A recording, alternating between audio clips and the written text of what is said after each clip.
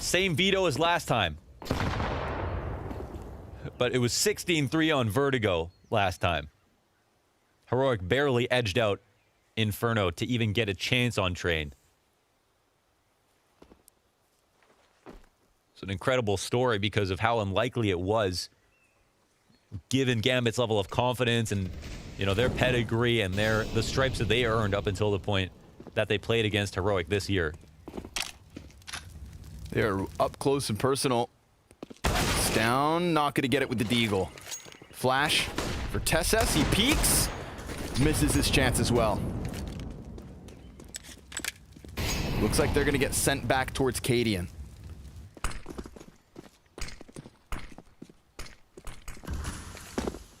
He's got a Deagle and a Dream.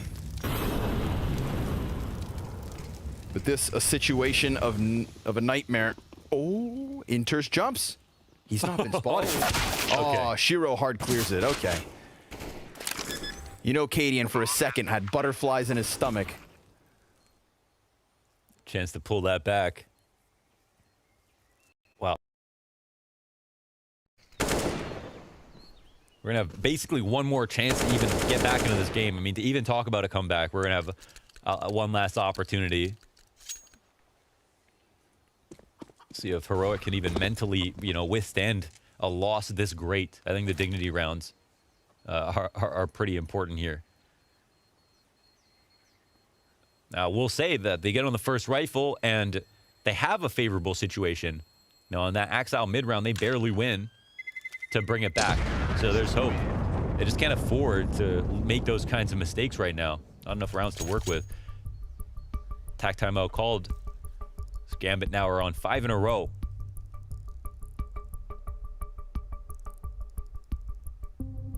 Obviously a big revenge match. Proves a lot for Heroic to kind of cement their place against Gambit, where no other team would be able to say that we have a winning record versus Gambit, that we, you know, beat them in a best-of-5 in a final, for example. Down the line, when we talk about these storylines, if Gambit's story, Heroic story still continue, it's going to be these matches that define the angles, basically.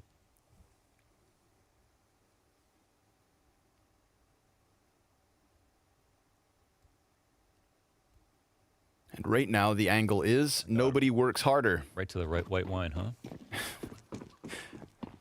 Popping that champagne early.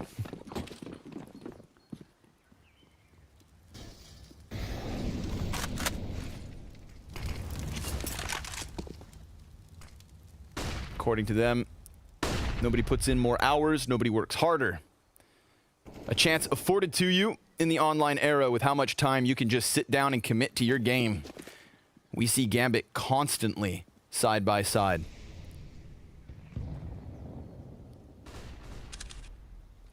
Peek from Cadian with a player very close.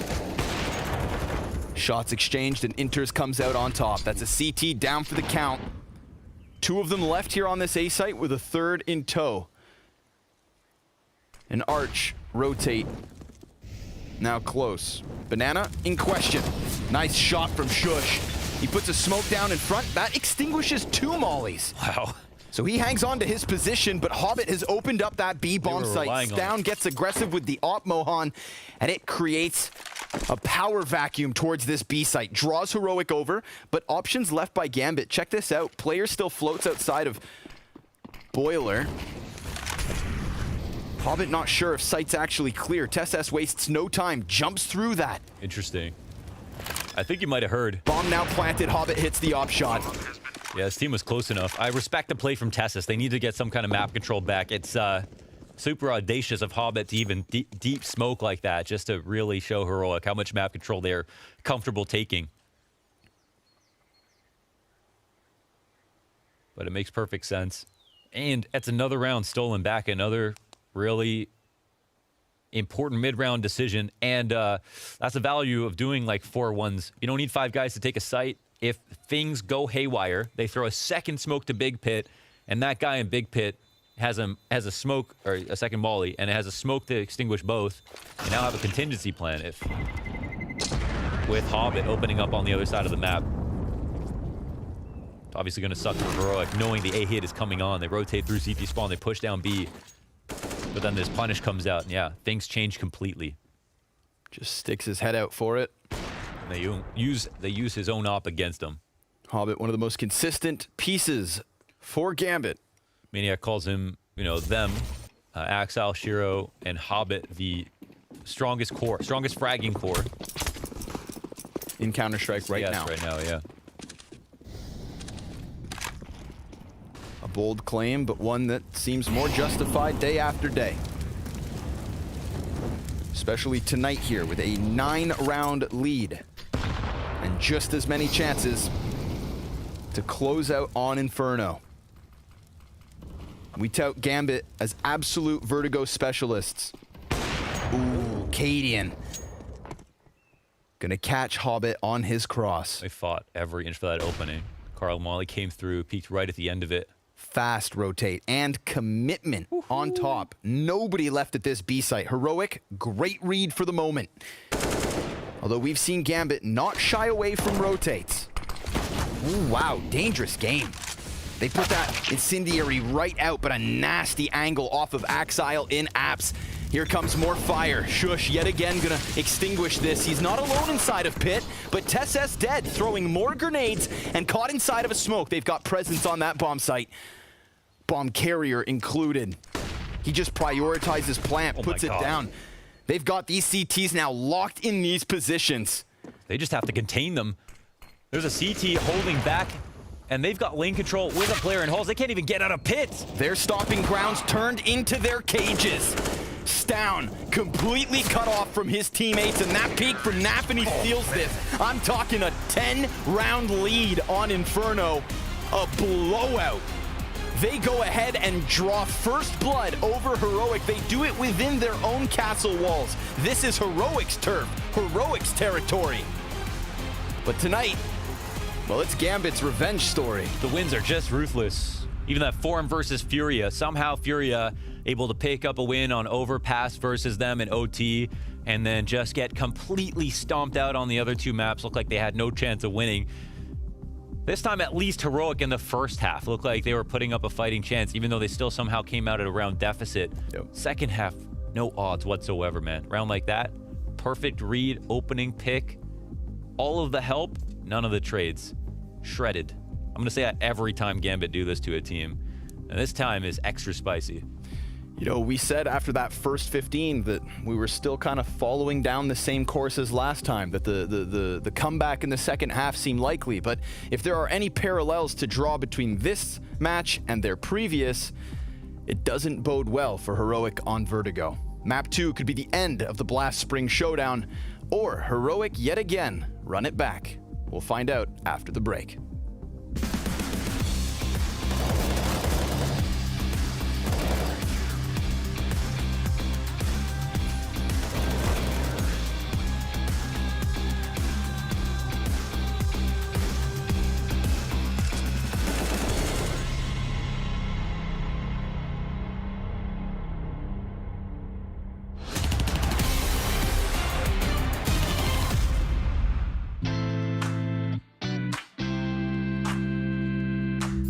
Esports is something that's very energy using, so you have to be on top of your health mentally and physically. If you're doing some exercise, you're feeling good, you're gonna play even better, for sure. The competition now is on a level that's so high that every single step you can take to give you a small advantage is gonna help you further, right? We are practicing a lot, and after practice I like to use my free time, like not every day, but every second day at least. I'm going to bike, I'm going to run, to just don't think about the game, to not sit in front of PC that much. And of course to eat healthy is something that we all need. We like a car, and if we're giving ourselves a bad fuel, it's the same than a car, so we're not gonna be able to drive, kinda. Finding the balance for me is also like whenever I have my break, once an hour, like between my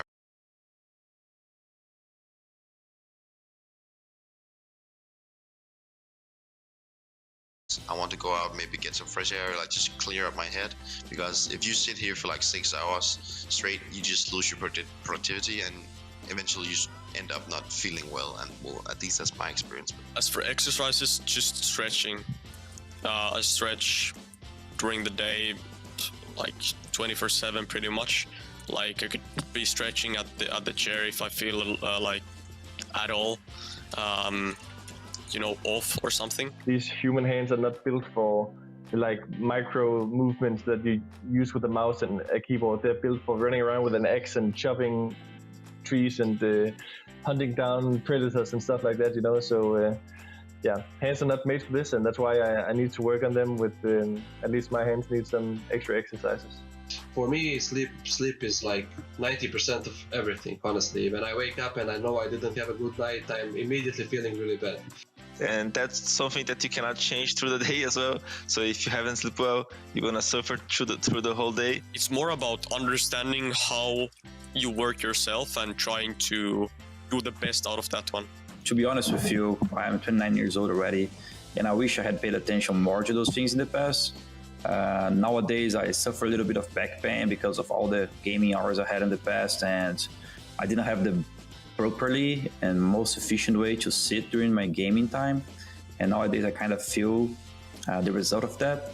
I try to make some adjustments. I try to position myself better, and I think staying healthy and fit, as in any other sport competition, is going to help you achieve the best you can be on what you're trying to do. And it's no different in Counter-Strike.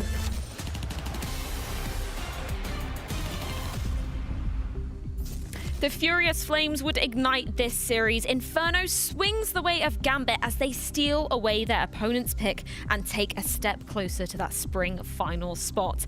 They claim revenge for that nail-biter of an overtime last week, Maniac, and they look hella confident doing it. Honestly, this was a very high-level game of Counter-Strike. And even though the scoreline is quite clear, 16-6, many of these rounds could have gone either way. But we have to talk about Gambit, gathering experience on Inferno. Because if you've gone back maybe a month or two behind, people were picking Inferno into Gambit because it was at the bottom of their map pit. And then you could see all the experience they've gathered because they know how to react. How many times did we see Heroic taking CT spawn, forcing Gambit into very uncomfortable positions, but they know how to react. They know how to deal with it, and we could see that experience. Yeah, and we look at that T side as well, absolutely flawless from the side of Gambit. They knew how to be closing that one out. I love that explanation right there, because I feel like all the tricks Heroic were trying to throw at Gambit, they just didn't fall for it, right? They knew the magician. They knew exactly what the answer to the question was all the time. I agree with you. I think the game was played at a very high level from Gambit, and I think Heroic played a decent game of Counter-Strike. But then again, when you look at the stats, they win the pistol round, they go up 3-0, and they lose 16-6. At that point, that was a complete dominant performance from Gambit right here. So if you're Heroic right now, and if you're a Heroic fan out there, you gotta be slightly disappointed. Yeah, maybe we should take a look at one of those dominant rounds in that second half, because that was a beautiful one to be watching, Maniac. Yes, a round that is pretty back and forth, and it's actually the first good round of the second half that I want to present to you. 12-6 scoreline. Gambit taking that Rafters position quite quickly. We see Heroic with the 4-man gambles, but it starts a little bit sadly. Tez is getting naded down, but they still have 3 players towards Mini, and here the stack comes in beautifully. Heroic, they completely shut down the attack, shush and refresh, but now you can spot a little bit of miss of communication. Kadian somehow getting found out. Now Axile, the magician, as Jacob was alluding to, quick pop flash pops in, gets that kill. They have stabilized a 2 versus 2, what was a very hard 4v2, and now the magic. Now the clever, now the style. They pick up the bomb and they slowly make their way towards the B bomb side. Refresh, I don't know if he smells it, if he hears it, but he's gonna just find the timing to put the bomb on the ground, leaving now Nafany with 17 seconds in 1 versus 2. He finds that first kill and he's gotta be quick to think. Puts the Molotov on the ground, run towards the B bomb side. Luckily, Staven had a smoke.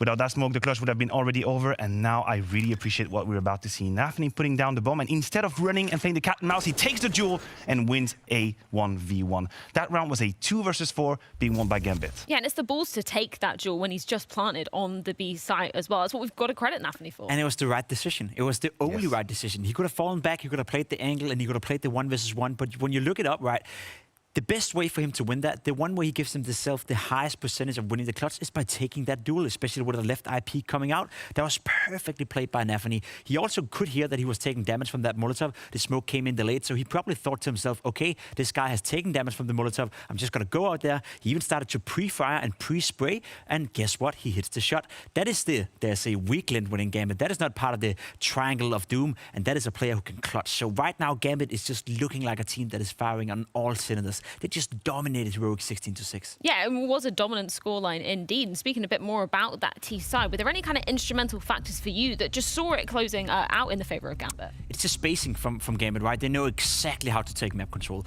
When you go in and you watch a demo of Gambit, or when you go in and you watch a VOD, you can almost feel how they constantly know how to flash for each other. They constantly know how to smoke off certain areas, and they never step one step too far. Sometimes, of course, they will come into situations where there's going to be some trade fragging back and forth, but even when they're in a 3 versus 3 or 4 versus 4, they always have an answer. The way they use the utility to create the space for each other, to set up Shiro in the clutches, to shadow Hobbit, it's absolutely fantastic. And the more I see Gambit play, the more sure I am. Right now, they're playing the best brand of Counter-Strike in the entire world. Yeah, and just to bounce back on that, to agree with Jacob's point, if you look back that second half, spot how many rounds Heroic had the right stack in gun rounds. How many times they had 4 players dedicated to defend that A side. It should be beautiful. This is paradise. When you're on the CT side and you have 4 players there, you're supposed to squash the attack. But because Gambit have these protocols, they have the right utility and the right spacing, they were able to win these rounds. Somebody I also really want to highlight as well was Inters, because coming into this, we were kind of framing him as being one of the more supportive elements of the team. We talk about that Bermuda Triangle of death in that trio. But Inters, he's the sort of supporting star behind those guys, and he was really putting up the frags in this That's one. the problem, right? If you have your 4th best player within your lineup putting up these numbers, I think he went plus 13 in this game, and as you said, he was having a fantastic game. I don't know what to do about it, right? Right now, it just feels like Gambit is firing on all cylinders. All the players are performing. All the players are believing in the project. All the players have an idea of what to do and when to do it. And you're right, Inters is a player that we don't give that much of credit, at least not compared to Hobbit, Shiro, and Exile for that matter. But he's a player who can hold up to his own, and he was as well with the rest of the team dominating Heroic. And somewhere else that we've seen Gambit be absolutely dominant on is Vertigo. What we've got to do is look back to that best of 5 grand final, and it was the most dominant scoreline out of the entire series. And it's the next map coming up in this series. Yes, it was as dominant as their map stats on Vertigo. The only loss they have in the last 3 months is against VP, and that's a 14-16. Other than that, they've been winning all across the board, 16-8 Cloud9, 2-3 against Furia, and then 2-2 against Nasser as well. So Vertigo, definitely a home ground for Gambit. Last time around, their T side was magnificent. Heroic could never know how to handle them. Now, I know it's a rematch, and we almost say when we go to the top level of Counter-Strike in rematches, it's hard to see the same result coming in, because obviously Heroic's going to look back at that demo, they're going to try and understand what they did wrong. So I'm expecting a bit more of a fight, but Gambit's still experts on Vertigo. I feel that's the case often, right? If you have a 16-10 match or a 16-14, the losing team will always be like, okay, we're going to analyze this, we're going to do better. But when you get absolutely demolished 16-3, everything is not working for you, right? You got to change everything, whereas for Gambit, everything was working. To point out a couple of things to look out for here on Vertigo, I feel like the fight for A-Ramp is going to be so vital. We see Gambit constantly want to take control over it, and we see Cadian often going down there with the 8WP, trying to find an opening, but it didn't work last time they were playing. So I look forward to see if Heroic have any other ideas, any other ways of taking A-Ramp, because without that control, it's going to be incredibly tough for them to do anything about this strong T-side coming out of Gambit. Yeah, and touching upon that T-side a little bit more, is there anything you're looking towards, Maniac, for Heroic to have any hope of pushing this series to a 3rd? Take the jewels, being Gambit's face. Honestly, no, I want to give you a true answer, right? So if you are against Gambit right now, what you want to do is not let them play their game. Don't let them play their slow pace. You want to be in their faces, and then you hope that your entry frags will find more than one. That's the issue with Gambit right now, is that because of their confidence and their momentum, whenever you do 1-for-1 trades all the time, I feel like the clutches will go in their favor. So you need someone on the entry line to make a huge difference. I'm talking about 2 kills and then 2-for-1. 2-for-1 is what you need with Gambit right now, because anytime you get to an equal amount of clutch, 2 versus 2, 3 versus 3, they win these right now. So you really had to hit them hard. We've had some incredible action here so far at the Showdown. Of course, none of this would be possible without our wonderful sponsors. Thank you so much to Betway, CS Money and EPOS for joining us since the beginning of 2021, making Showdown possible. And of course, thank you so much to the faces of Mad Monk Elite and Coinbase for joining us here at the Showdown as well. None of this incredible action would be possible without you. And of course, we have more action coming your way here at the Spring opening showdown, potentially the last map of the entire tournament. That's if Gambit have their way with Vertigo, as we saw just this time last week in that best-of-5 grand final. Can Heroic run it back, or will it be a Gambit whitewash? We'll be finding out in just a few.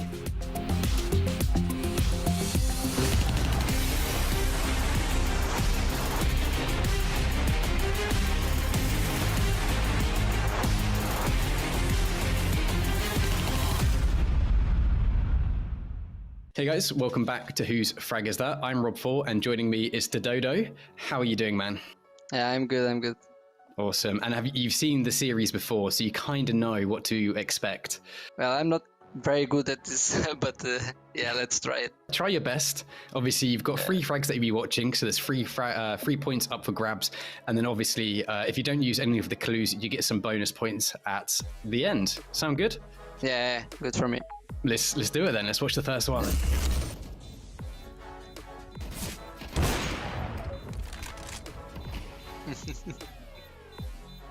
Yeah, do you recognize it? Yeah, that's me against Movistar.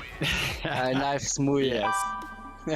Nice. That must have felt good. Did he trash talk you afterwards? No. No, I like it because Mopos tried to knife me 10 seconds after this. Well, mate, you recognised your own clip, so that's a really good start. If you forgot that clip of your own, that would have been a terrible start. But you're off to a great start. Never. So never forget your own frags. Okay. Never. Frag number 2. Let's do it.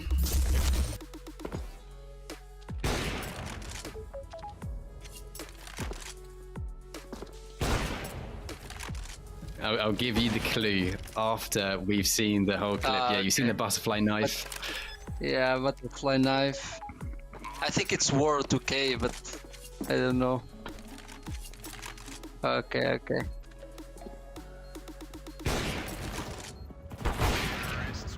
Oof. And that last shot was. Yeah. Okay, so the nationality is Danish. Danish. Mm-hmm. I go for device. Yeah. I don't know.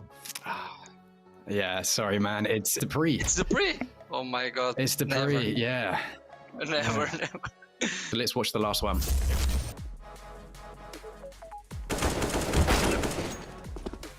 think I don't play.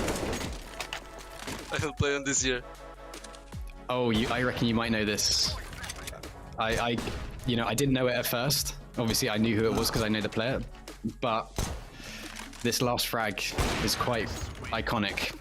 Get right? I don't. Yes. I don't Yeah. Get right. It's get right. You get a total 4 out of 6, which is very respectable. Oh, thank you very much. And guys in Twitch chat, thank you for watching.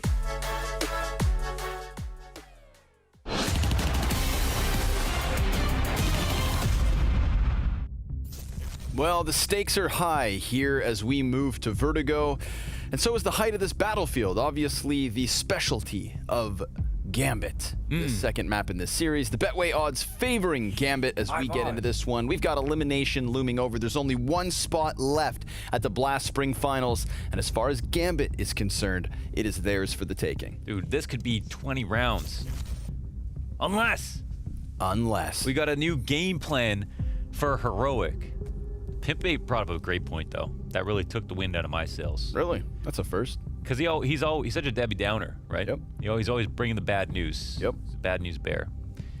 That in a 16-3 loss, yeah, you could analyze it and say we're going to come back and fix all these different things. But you didn't even play the second half, and you got everything wrong in the first half. Right. There are almost too many problems to fix all at once. You'd think. Unless Heroic come back with a renewed sense of self-confidence, fix problems they didn't know were existed, rework the entire thing, knowing that they had to go against Gambit in this rematch again, probably would have to in the future as well. Surely, Vertigo was at the top of their priorities list last time.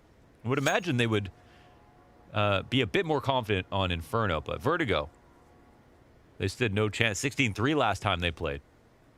And all of these changes, this dire picture you paint, well, it would have to be figured out with 6 days. Over the top of construction they go. Shiro and Axile setting the crossfire inside this B site. TeSeS, well, he tried to alleviate pressure, but the bomb being dropped by Shiro is huge. You can see Refresh desperate behind Big Green trying to get back into the play. 2 versus 3. Whoa, shush! We don't see these frags, but they seem to come from nowhere. Glock headshots after Glock headshots, and he closes with the 4K clutch. Talk to him, shush. 4 kills. Cue it to the highlight reel. We need to see what just went down. He hit him on the right side, the left side. And smack down straight through the center. And the flank. Wow. Ooh, that's 2 right there. Nasty stuff. You know, Shush and Refresh, both super underrated. We knew that for them coming into the team. Crazy to see the pickups work out so well. He's had a 180R map this event as well, even if we're talking about, you know, Cadian, TeSeS, Stown as the core. He can do numbers too. Cadian the front runner, VVMP9. MAC-10 prevails. 1 of 2 SMGs down. He throws fire on top of it, and we get the T's starting to scramble towards the B site. It's only Axile meant to stop them. Solo up mission. Starts off well enough. Stown's AK pulls apart the mid peaks, and it is Hobbit on his lonesome. I'm loving the pre-fires, just like to say. For a second, I just thought he walked off the building. It felt like it. Hobbit, no! That's when the Eagle swoops in and saves him. This is a perfect guy for you to cast. It is. You're so excited for this upcoming Lord of the Rings series coming to... I can go all day long. Amazon Prime. I hope Stown has had his drink of choice. He's always got the same one every single match. It's not water, but it's close. Oh. Gambit with their tankards of water. Yeah, that's true. They have tankards. Tankards. Did you confirm? Do tankards need to be metal? Made of, I feel like they need to be made of wood. Right. Or like orc bones. Yeah. Okay. But they've got glass tankards. Orc flesh.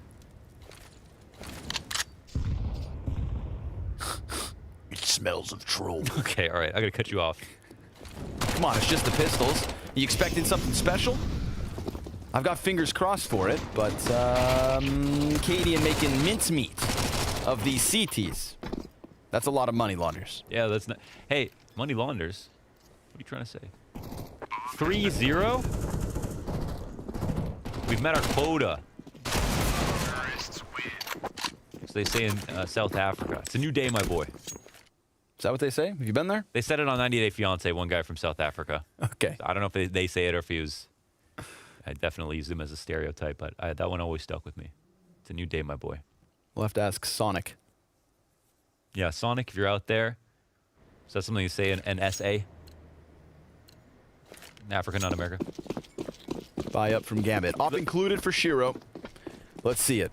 You know, we had 0 the start for Gambit, or excuse me, Heroic on Inferno. Oh. Shush very quickly into the B engagement. And that's a huge timing. Look at this. It attracts all of the attention. The paparazzis, they're coming over towards the B site quickly. And all the while, I think we heard them leave the site. I think they made a mistake running because TeSeS, he's been sitting here collecting data. Computing. And yeah, I think he's come up with a calculation. But Heroic moves slowly into it. Maybe can't even believe their ears. Did they really all leave? Yeah, Vertigo's such a game of audio cues. But even just ramp control is a lot. Knowing that Shiro isn't hopping down the ramp, for example. They can set up their grenades here. That is made damage. Hefty on Hobbit. Oh, shush! Man's got like 5 HP. Yeah. Still manages to use that MAC-10 to take one with him. Cadian, nice late mid lurk. That gets Inter's turned back round. And he loses his teammate not only towards mid, but also back on the A side. So he's going to concede this with an op on the save. Heroic 4-0. As Amagadar would say on his chess channel, It's now a brand new game. Okay, 3 rounds we got for Heroic last time. We're in 4th. This is uncharted territory. Unprecedented. Precedented. This is a weird one. This is timing.com. 2 guys in T-spawn. And there's the punchline. Refresh to the back of the head. Clears the board for Gambit. And they don't have money, of course, so we're looking at the 5-0. I think it was a clear mistake. It's the 5-0. It was Axile dying on the B stairs, taking a peek. That's not the mistake. That was the timing, getting caught in a great kill by Shush. Could have easily lost the duel. But the mistake was 3 players on A immediately running over to the B site, thinking that no one had stayed at A. But Tessus had a little shine in his glasses. Like an anime villain. And then grinned. And there was a shine on his teeth. And he said, come A. And they did. And then Shush with 10 HP ran through a smoke grenade, Mac 10 up. And then Shush, after all the yelling, said, hey, let me entry. Ran through the site, got an extra kill. And what could have been a closer post plant. Axile, he's probably pretty angry. He's died a couple of times now, peering over the half wall into the B steps. Tessus back to old antics. And I like this because on CT side, Tessus is playing the short shelf, and he's very good at it himself. And I like when a player plays the spot that they defend on the T side, because they know the good angles and what's annoying. Takes one to no one type deal. Oh, that's a new lineup. Interesting. See, yeah. Tessus, his own worst enemy, so good at playing the short shelf. Sometimes he forgets his T side. He's nading for the T's to come in. Hey guys, Pimp here. I got a new trick for you today. First, you want to pull out the nade and throw it in your own damn face. Smoke over the top of the wall for the A site. Cadian swinging the big green, looking for his angle. Nafany's gotten dangerously close. You can call this the danger zone. Ooh, nice slide from Tessus. Swings out, easy headshot. Uh-oh. Whoa, whoa, whoa. Shiro, he falls back. Inters is dead, so just very clean executions coming out from Heroic. And I'm not just talking about utility, I'm talking about their kills, baby. Yeah. The only damage that Gambit did this round was what Tessus did to himself. That's quite the dire picture. Oh, this is really good, man. I mean, this is what you'd hope for. Yeah, this is great. You'd really hope for. Yeah, because it sets up, you know, who knows if we go to map 3, but we can at least see a second half out of Heroic. Maybe, yeah. And that much more so than what we got in their last showing. Stown keeping it clean for Heroic. Still 100 health for 4 of them. Axile looking for the bangers, and it could be Stown up first at bat. But denied. Cadian's op shot lands, and Heroic, sure enough, on fire. A T-side that extends beyond the pistol win and conversion. Tessus slippery that round, just wide swings. 2 players have 12K each. That's a lot of money. Yeah, Tessus and Stown, after they spend even, down to 11K, just getting a new belt of utility. Brand new belt 1K, that's it. 2 ops in play here for Axile. He's pissed off. Losing duels over on the B site. Missing his timings just slightly, but it's been pretty aggressive. Here he takes another peek. Even better time, spawn time this round. Tessus on his own here. Refresh coming over, but... Yeah, I mean, he has been just lurking around. Oh, that's an annoying molly. Actually forces the runs on both sides. On both sides. What goes around comes around. Free smoke coming in. Ooh. There's definitely more than one player back here now. You do want to spam this. I mean, and I'm talking to the T's here. Tessus, more grenade damage. This time not his own. HEs love him. And it's a frag magnet. Nobody behind the sandbags. 2 players short to possibly face Cadian. And a third CT in sight in the form of Hobbit. Yep. Heroic, good position though, taking damage. Shiro can put an end to that. Yeah, they don't fall back at all. Trades in place here for Nafany. He also recovers the op for his best friend Shiro. And holds it. Says, watch this. That's his first kill of this second map. Flashbangs flying towards him. Oh man. 30 seconds. Ironclad on this angle. You know, the spam shots, the flashes that come through. He's just not giving up ground here, just like Shiro. Hobbit hasn't moved, so finds the face of Refresh as smoke fades. It's on Shush to try and crack open this B site. They've left themselves just enough time to sprint that bomb in if he finds his opening. But Axile looking to lock it down. Couple of shoulder peeks, and he denies it. Down, trade frags there. Time is of the essence. Gets on site. He could have. With the incendiary landing and Inter so close, he opts not to, keeping his gun up for only a moment, but he is sent sailing. Gambit, the assailants, take their first round win, keep those double ops in play. It's actually not that caught. You know, 1400 plus the, you know, full kit, the gun and full kit that he had. But lots of money here left over for Heroic. And a relatively close round, so Gambit, you know, it's expensive. It's actually not the worst situation in the world here for Heroic just yet.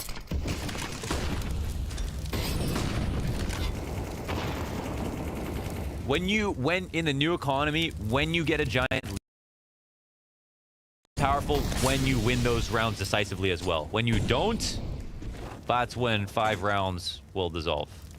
Comeback will be so easy. But Heroic have done a fantastic job of winning rounds cleanly. Nice shot from Axile to start. Enters position unknown to Heroic. Tesses on a swivel. He doesn't get himself a second refresh, one and done. Hobbit's a little bit worried about middle. That's not for him to be concerned about. He needs to focus forward. And Tesses looking to stand tall. Hobbit distance, and down goes the bomb carrier yet again. But Stound's trade frag is in. And the more attention he draws, the more time he buys for Cadian. This is... The one thing they can't buy is bomb control. It sits inside the B site. I feel like this is the Cadian special. He knows how to play with this much space so well, where there are probably so many question marks as to where the mid round will come. He takes the biggest flank possible, which is obviously the least likely to clear out. Now, he's going to miss a player, but it almost won't matter as long as he finds one. Damn. So there's a timing potential here on our last man on B, and Shiro thinks he's way early to the A site. Now running back, 18 seconds left, and he realized the bomb must be grabbed, and Cadian can clear out back Jenny. He's also going to catch that rotation, and Shiro could get punished. Jumps up, gets shot down. The bomb gets planted. Shiro switches out to the AK, looking for the 1v1 and nails it. 1v2 in total. That's a defuse. Damn, Shiro up close. Cadian trying to jump up those positions. He just slipped in between them. What a matter of timing on that A site. And you saw the internal clock on Nafany in mid. I like Nafany's position. If he was on construction, still looking towards site, then Cadian would have caught him sooner than that. But he comes back as he knows it works for him. Shiro, hot swap to the AK, posts up on Stound, post plant, and gets Gambit a second. A lot of situations that could go both ways. That is a great mid-round, played perfectly. And I think Cadian was clear, like, at that moment, yeah, he got what he wanted out of it, but couldn't close it out. However, it comes close once again, and then there's still enough money here for Heroic to buy in. Tessa's been doing a good job, whether it's off the information or just simply staying alive at drawing out some grenades and applying just the right amount of pressure. Molly lands on him. Axile caught. 3 rounds here on rifles. He's died in this position. He's getting countered. Yeah, and he's kind of playing it like Dupree around the wood wall. Really good at this spot, but clearly Heroic have dedicated a lot of their attention towards trying to make sure that that's as uncomfortable as possible.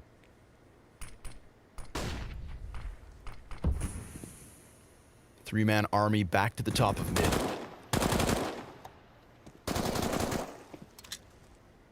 Tessa's silent as ever.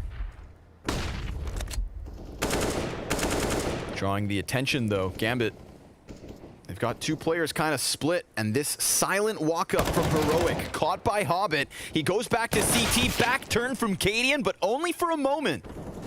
Cadian doing a great job of cutting off that rotate, and Shush killing Inters, cracks the B site wide open. Refresh gonna join him. That's a bomb down guaranteed. Man, they find it. Another exploitable weakness.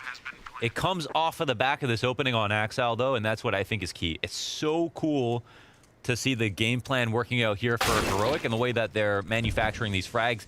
You know, I'd be tilted if I were Axile in this situation. I think that's what's key, right? They get the kill so early in the round. There's not much space to maneuver around it. The 5v4 means a lot, and Axile is, of course, one of the strongest, most consistent fraggers on the round. Nafany focused on this. But then Refresh does seem to still catch him by surprise, and Shiro dies alongside him. It's 2 up for Heroic in a 4-round lead. This T-side definitely not done doing what it wants with Gambit, as they have so little money.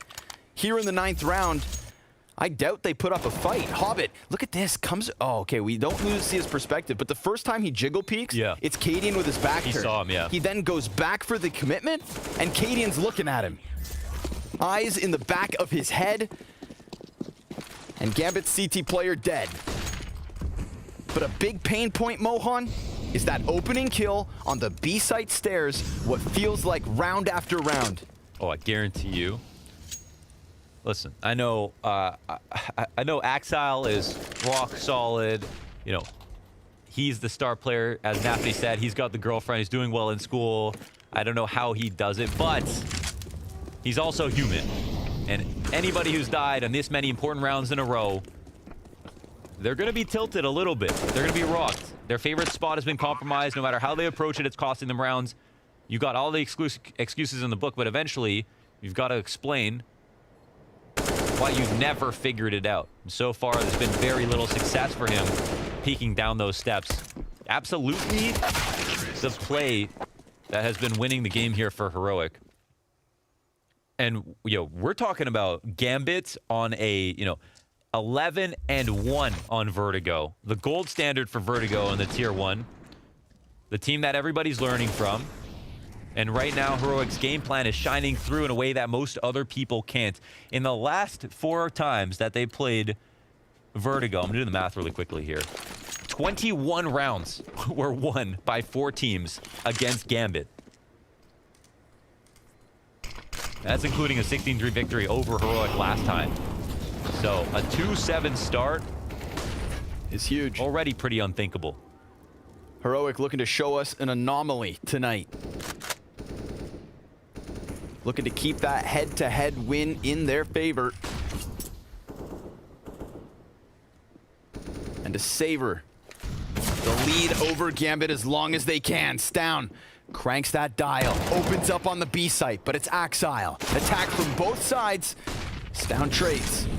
He's going to do a good job of delaying these CT rotates, which makes it so easy for Heroic to move in and plant. Damn, the call. Nice angle. Hobbit almost catching Shush on the side of this smoke, but a second one plumes in his face. Not ideal. Stown doesn't react at all. Doesn't want to give up his position. Drops that incendiary, falls back. And man, these contact walkouts, they're sick. They're killing them. Listen, if you do the contact and you get opt, you look like a fool. If you get that much ground, you get the opening kill, it's too late to respond. You can't throw nades from A site once the middle of the Vertigo has been split open. You have no choice but to hope that Axile is going to be able to defend. And, oh, okay, Shiro combat offing in the post plant. Yeah, we take just those. For exits. At least gets a couple of kills, but I mean, who cares really? Heroic win the round. They do it confidently, and they're bringing in new stuff now. Oh, they're feeling it. They're awake. They're energized.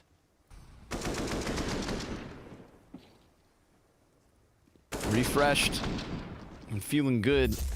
It's down over top of construction, wasting no time to chop out that B defense. Wow, such little time to have made these changes. A previous... Oh, wait, what? What's he shoot through? Through the floorboard. I've got the wall bang on my side. That angle, yep. Yeah, okay. It's like, man, what exactly? How crazy are we going to get here, Katie? Oh, some new wall bang. But, all right. Nothing too wild. Everybody, just stay calm. Yeah. And this is on top of a 5-match streak. Who's next? Okay. Apart from one loss to Virtus Pro, which was 14-16, we're talking about 7, 8, 9... Yeah, 10-1 outside of that one loss 6 matches ago. Should be too big to fail. Should be. Another easy pickup.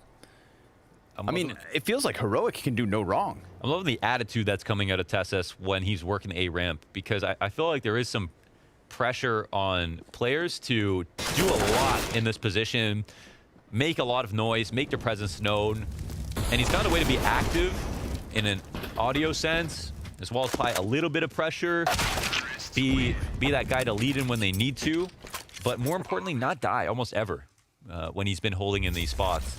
And I think that's key, and it's crazy to see how much of, just to throw a nade here, Axel's got to be just livid. That he can't do anything. He's literally... No matter what, he can do everything wrong here. So hard countered. Yeah.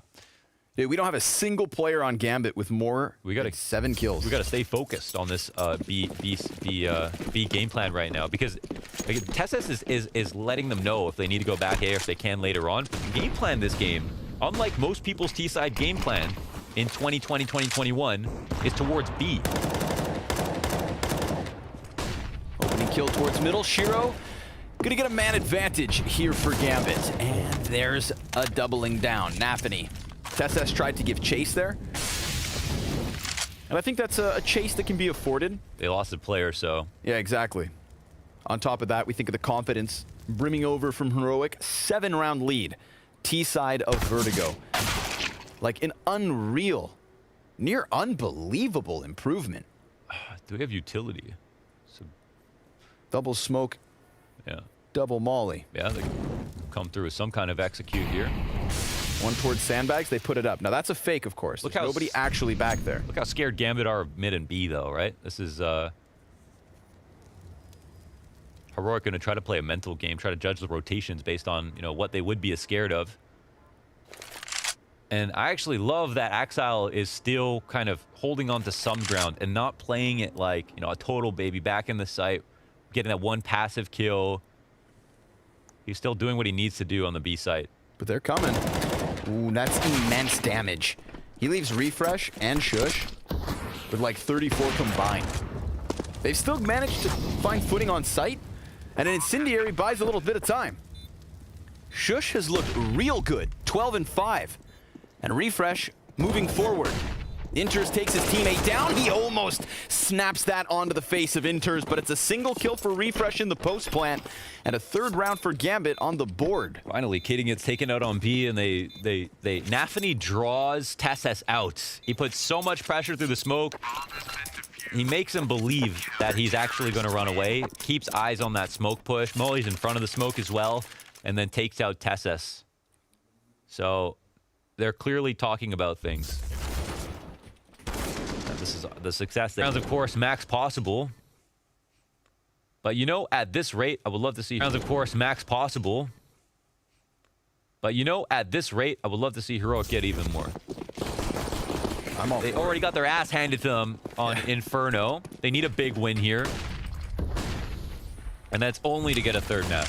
I mean, even when they lost this Vertigo map, they still walked away with the win in that series, which ultimately matters more. But the one thing they're looking to claw back tonight is not only their life in this showdown, a little bit of damn respect. Yes.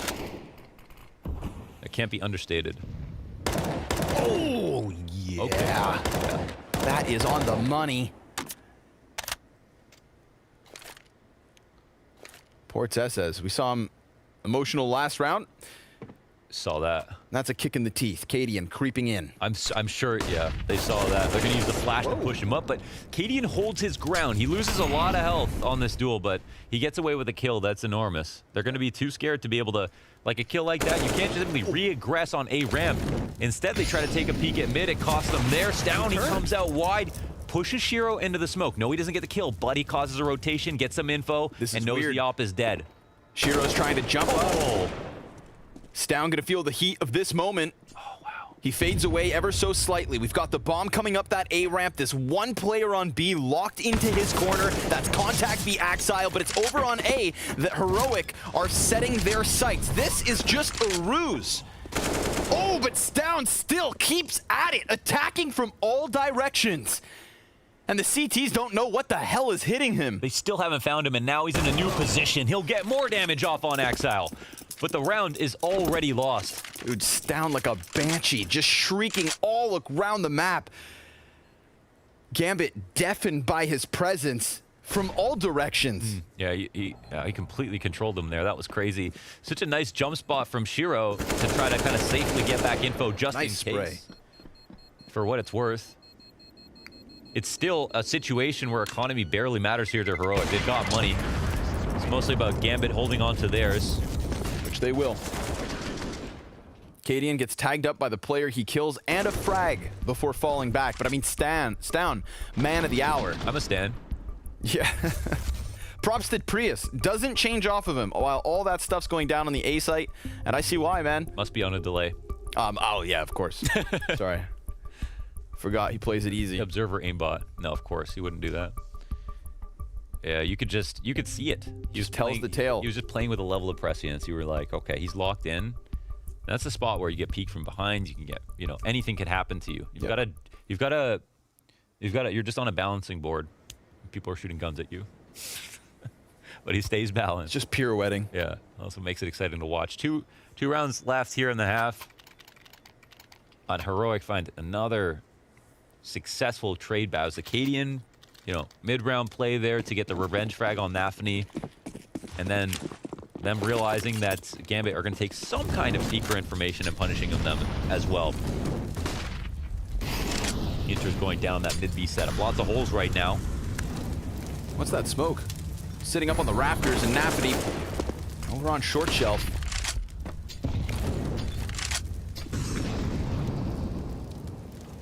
Really got off the short shelf peak. They do a good job of holding their ground back here, though. We've seen that. Cadian. Molly comes down. Cadian takes it. A huge risk. But he knows the value of that opening kill. Of course. Burnt down for 70. They spread, and they're still in a position to, get set up for nades. We haven't seen a classic A exec. Right. We've been fortunate enough to not have to see that, but yeah, surely it's about time. And they're going to get aggressive. Try to play ahead of it. Refresh down on ramp. Cadian back behind him, and Tesses, that third layer to holding off these peaks. CTs desperate. Look like they want to stay persistent. They don't want this exec to come. Smoke lands on them. Man, look how much they're fuddling their positions. Stuck in the mud. You can tell how uncomfortable they are without this control. Which is wild. Yeah. We're talking Gambit on vertigo. For now, they can stay clustered. We see that second player and even a third start to peel away from A. This silence that Heroic blankets over the map works wonderfully. Shiro smoked off. A tough job to cut down anyone from these numbers. Goes for the wall bangs onto the bomb plant and will not hit his mark. 2 rounds to play. Do they contemplate the save now that more smokes fall forward? Shiro's just going to try to fall back, and Tesses through the wall. Not going to give him that chance whatsoever. Man, not too flashy. 12-7 for Tesses. Quietly having so much impact in here. You could see it. Exactly what Gambit wanted to get out of it. Pushing down the A ramp, like, okay, we put some pressure on. Hopefully they go bead this round. Man, you've never seen Gambit rotate around this scared in a long time. Not sure of what's going on. Not sure why they're not getting the openings. And it's not because they're slacking. They're just getting out-dueled. Cadian dies with bombs, so be it. Ooh, called out, but the op moves forward. Wow, statement half here for Heroic so far. Yeah, the infamous smoking cloud. That angle's covered.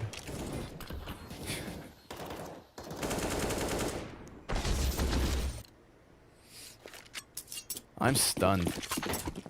You know, sometimes when your expectations are so far off the mark. Maniac said it. This is a very high-level game of CS, even Inferno, for how one-sided it was. But we're witnessing a couple of teams that can pick a game plan and actually execute it and get the results they want. There's no messiness in between.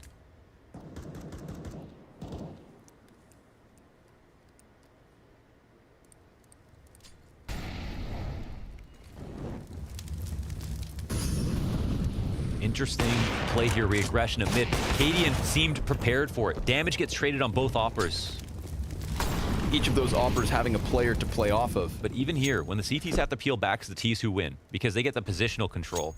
Even though there's no kill to be had, that's all the CTs can get out of it. They don't want to hang out in these forward aggressive positions, so as long as Heroic know that they denied a tactic, that's a mental victory. 50 seconds left to play in the first 15. A shocking improvement from Heroic's T-side Vertigo. A Gambit left stunned in the sidelines. And a halftime break to try and recompose themselves before they take to the offense. But what type of margin of error do they finish this with? Grenade advantage here for Gambit. But again, the numbers spread so thin. See this. So that mid-round play, Shiro's hypnotized at mid, has no choice but to sit and wait. And they just burst up. Cadian with the lurk on B with the off. But look at Daphne. An attack from the back, 5 seconds to spare. He stops the second player and almost a third one. It's all down. Inter swings out from CT to get that 4th round for Gambit. Another squeeze, another hectic moment, but a little sigh of relief for Gambit as they have to take to the offense after the break.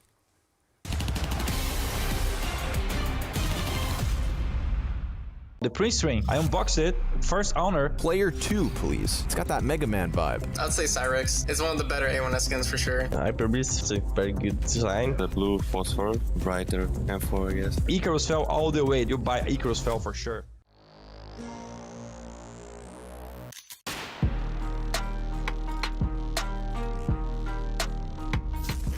You guys make it too easy. Blue phosphor, locked and loaded. Blue phosphor, because pretty sure it's a new skin. I think I'm gonna go with the Cyrix. I mean, I think the blue phosphor is just too simple. I would say Cyrix. It's not like the same color on the entire weapon. I'll go with the Cyrix. I like the combination of red and black. Two very cool ones. I'll go with the Cyrix over the blue phosphor here. I prefer the blue phosphor. It's more shiny. I think I'll go with the blue phosphor. That looks pretty clean. I like how shiny it is, and the Cyrix is just like an old classic, but I think I've seen it too much. I prefer the blue phosphor here. I think it's really vibrant, quite a nice color as well. I mean, who doesn't love Mega Man?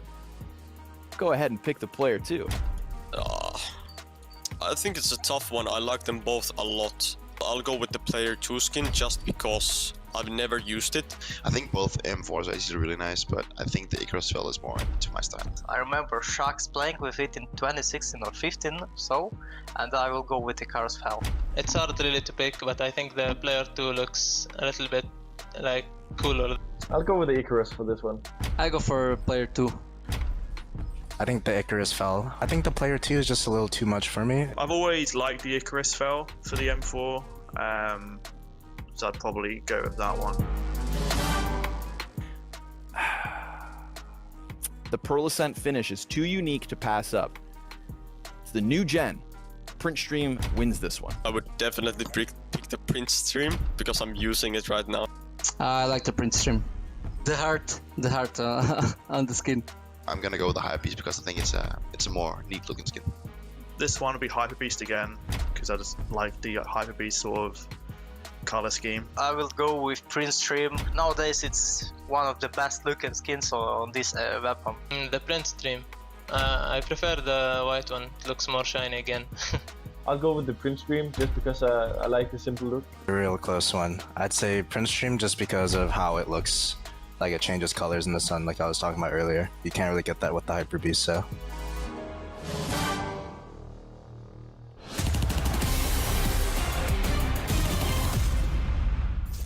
Well, surprise, surprise. Believe your eyes. Heroic lead 11-4 on Vertigo. They're on the rise. Oh, it's no longer a tankard. You got a little cup. What a surprise. Realize. Nasser was playing earlier. There's a guy named Realize. We were both, because we're, dumbass casters, thinking, oh, realize. How can we say it? We never got to say it, so. Never got our use chance. it now. Pistol round, 4-11. The most elusive, unpredictable scoreline in history. Again. Happening again. We'll see. Well, Inferno was a 10-5, and then the comeback didn't happen. Oof. Plant is a win here for Gambit. A couple flash bangers on Gambit's side and a bomb plant. Are they gonna? They have so many. Sometimes when you have a 5v5, you do flash through because you want to try to trade down a little bit. But in this situation, it doesn't seem like there's gonna be an opening. Late flash. One last flash here for Inters. We'll see how you do it. Nice shots from Hobbit, Axile, and Shiro. 4 kills off the pistols. Counter-terrorists, once those smoke fade, never seem to have a chance. Stound backs up. USP swap, no time. Hobbit hits the headshot, and Gambit hit the ground running on their offense. As much as we hate talking about pistol rounds because of how strong Gambit have been on Vertigo, this suddenly becomes far from over. Whereas Heroic at that 12th, 13th potentially, they could be decent and still win. But Heroic at that first half definitely impressed and didn't get lucky, didn't win the swing rounds. They just earned it every step of the way. They absolutely bullied Axile in that first half. Axile still, because he's such a good player, managed to get 11 kills, but overall he was almost totally denied for that entire time. So Heroic looking for some eco damage. I mean, of course they'd love the win. They're investing here, but this is just common thing to do, of course. With the way that Deagles are, you don't even have to have some specific crazy game plan. Aim for the stomach, shoot twice, and the round can go your way. It's just so damn strong. Get him with the gut punch. Yeah. I wonder about Shush's comfort levels over on the B site. Not because he hasn't played it, but just how much he likes it, where he's at. Because this is, the max level of threat. That's the only reason I ask. Ambitious. He's actually got a very strong Vertigo rating overall. 1.19 all time. On Shush. Yeah, that's he's very, very strong. Wow, very low DPR. Well, that's exciting.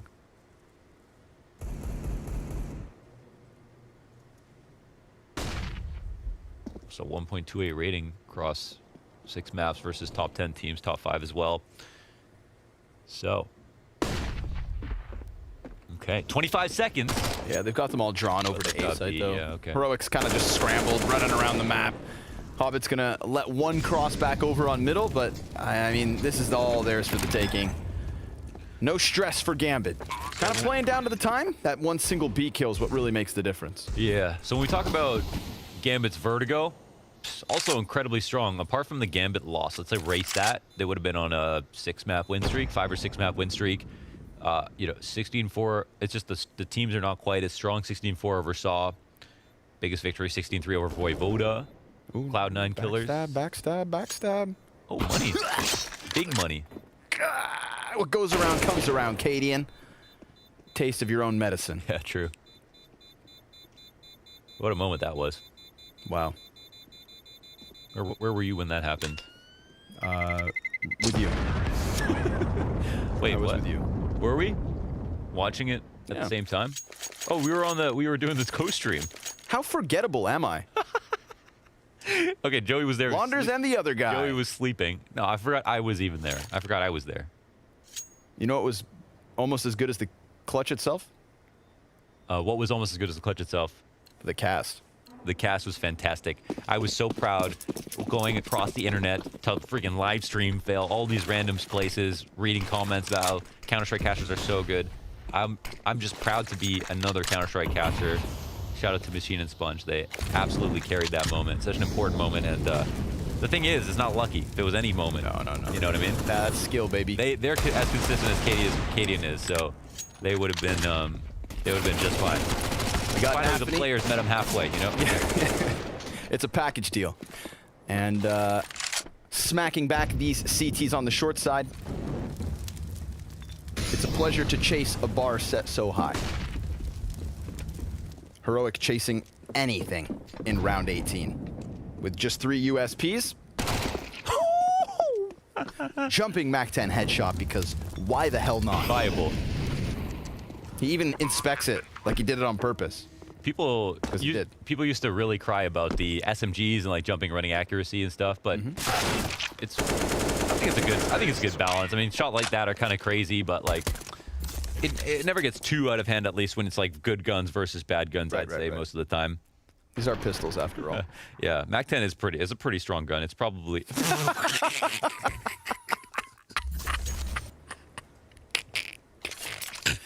Thanos snap. I wasn't prepared for that. One bit. Gone but not forgotten. Well, he slightly rolled back in his chair too. Sheesh. Buy back in from Heroic. Let's see if they can put an end to the 3-round start of Gambit. Heroic's T side went 5-0, fast as could be. Grenades exchanged down ramp. Smoke soon to fade, and enters Patience to catch a man top mid. There will be nobody seen in this position. 3A for Heroic. 2B. Figuring out some of the more infamous close positions here as Nafany makes his way up to the sandbags. Or as they say in French, sandbages. They don't say that. Confirm? Confirm? No. The double setup here. It's not perfect, right? If you have a sick shoulder peek, you can take out one, then the other. But you got to be Tom Clancy to be able to pull this off. So we'll see. It's coming. It's coming. We got the right angle here. Cadian spotting this, and we saw the big difference for Heroic was they did a good job on the, or sorry, Gambit did a good job of not letting this ground up. But this Molotov, one man comes forward. Yeah. Cadian 11 HP, but he's posted. Turns from the flash. But Hobbit actually eats that. Wait, what the hell? He can't see him. Oh my God. Whoa, Cadian holds this down. That could be a pivotal moment. He holds on to short shelf. His teammates can focus forward. We do have Nafany with a kill at B, but that gets traded. Yeah. Forget about it. The bomb is still running around here. 10 seconds left. They're actually thinking about saving at this point, but the trade comes in. No time to plant. One player left. It's done. They can't make it to the bomb plant zone. It's done. Wow. That's what a squeeze on this A site. Man, how much of that came down to Cadian's one kill? Him and Hobbit just both completely perplexed by that flashbang. Wow. You Look could see how Hobbit long this regain was. vision, but just could not tell apart the CT from the wall in the corner. And then Testes over top of their own smoke. Yeah, this is big too. Sip from the tankard. Tack timeout call for Gambit. And it's not about the strat, it's individual decisions. Okay. It's a default loss. It's not like they go into the execute in the post plant and did some things wrong. If Hobbit is going to be 100% honest, he's going to say, I got unlucky. Gambit, he did re-aggress. I expected it. I didn't see him. Won't happen again. Got a couple of knife kills tonight. They were actually both on Cadian. Like I said, man, what goes around comes around. Goes all the way around, yeah. They're all, like, they're not going to let him forget about it. All the Karambits and Cadian.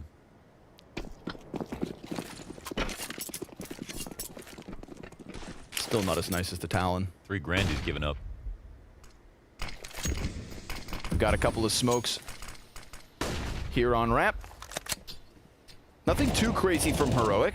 You know, Cadian getting cut off by that incendiary and getting up close versus Hobbit. Like, that was a risk he had to take in that moment. Yeah. It's about this, though. Yeah, it's like, it is about him staying here. And Tassesh holding on the short shelf. He's the rifler who's going to be here normally. Met by more smoke. Hobbit's getting flashbacks to that last round. Oh, that's a good grenade. This is the thing. You know you're going to eat damage here. Molotovs are going to come your way, but it's really just about who is playing chicken. Okay. You lose this vision, Suddenly, all the spots on the site get compromised that want to watch down the ramp. That angle that he had over top of the smoke watching down the ramp, that doesn't exist if you don't have short shelf control. And this is where Gambit got a little bit uncomfortable too. Now they lost pull back. Missed op shot, trade frag back. Axile's got the kill.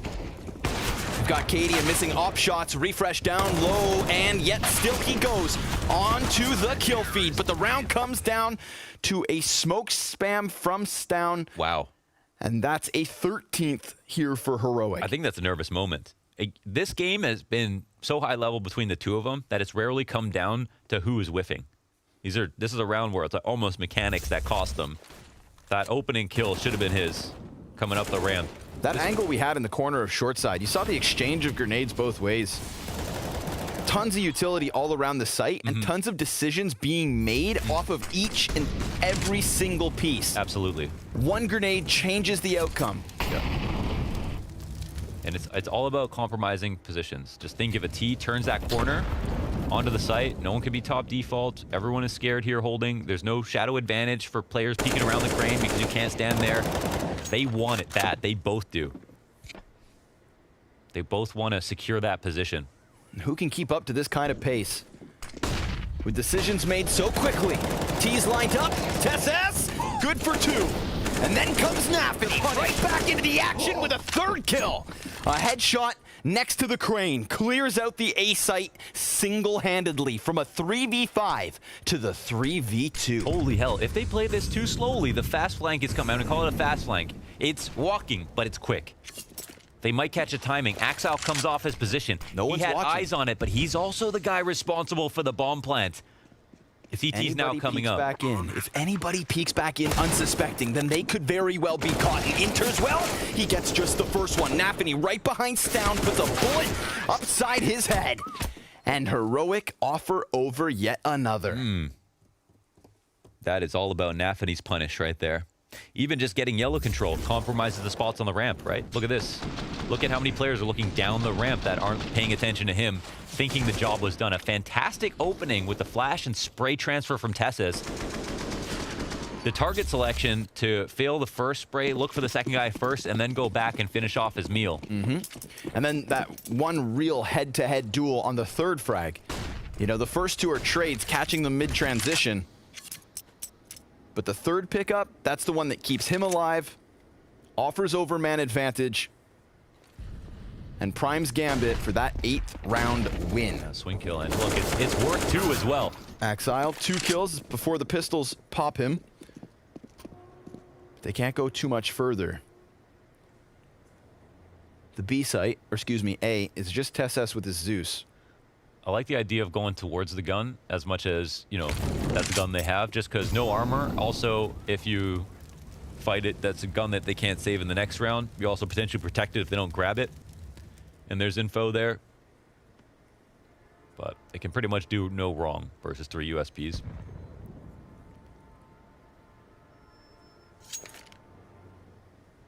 These guys play so slowly. Seems like just such a stress. I feel like I just burned calories holding an angle in this match. My brain would overheat. Yeah, I need to eat like a pizza in between rounds. You do that anyways. Would do it anyways, but now at least I have an excuse. I don't want to get shamed for it. USP can't stop that bomb plant. Shiro's been patient enough to deny them the gun save, and he keeps himself standing. Now this is curious. Oh my god. Wait. TessS. Wait, he's gonna get knifed? Yep. We're up to 3 knives so far this game. Hobbit with his elven blade. Hobbit doesn't even smile. Slicing him like a giant spider.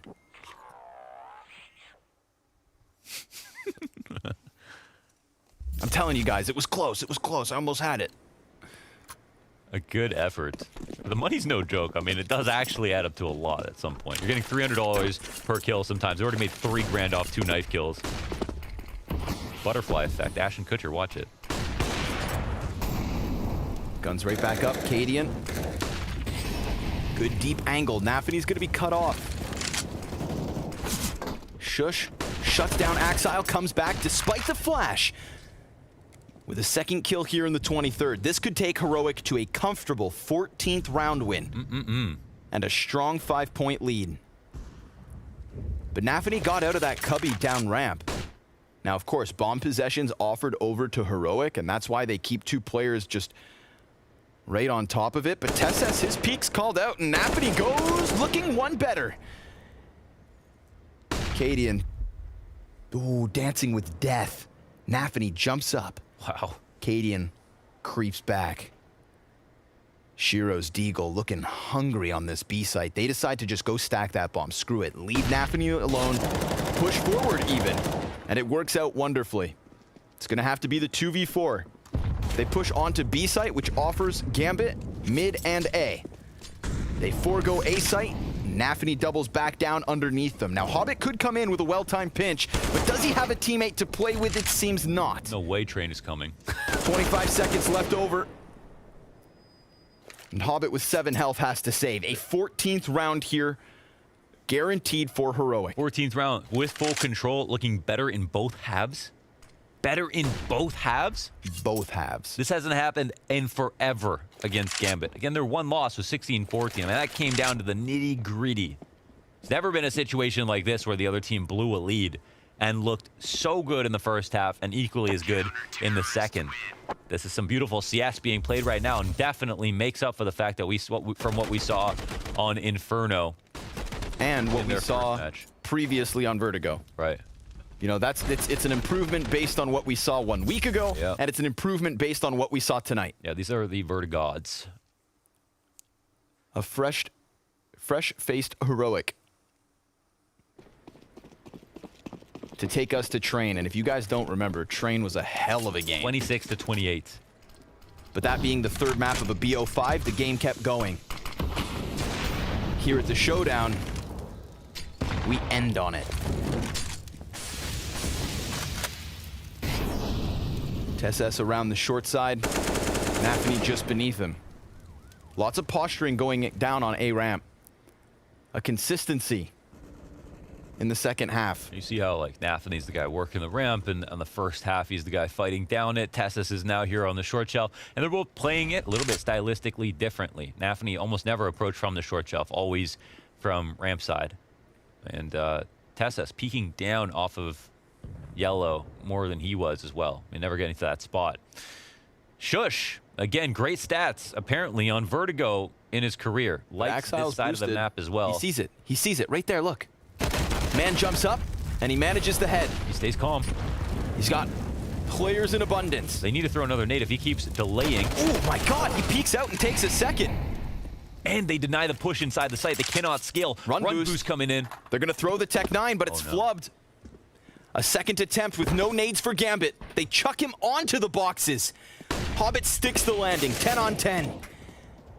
But can he hit the heads with just that Tech 9? His teammate's dead, and so is he. Heroic on 15. That's it. If we look at the first half and we see how well Axile did holding B, it wasn't well. Every time he died, they lost the round. Shush so far has been really consistent. Yes, we've seen less of Shush because the game plan has led to be less often. But in the 2 rifle rounds so far, he's either gotten a kill and stayed alive or got 2 kills and died, which is good enough to delay for the rotations to come in and for the rest of the kills to come through. He's been great all alone. It's not a fun job holding B down those stairs. A very hard, flat angle. That's why people push up a lot to the half wall, take the fight to the T's instead of sitting back. It requires a lot of timing peaks. There's not really that many god angles, like a series of gimmicks. Lots of different ways to peak, but all of them feel kind of dangerous. But yeah, Shush looking very, very comfortable. Lots of utility damage from both sides. I mean, more so, like crazy amount here for Gambit, but still, these are just very healthy numbers.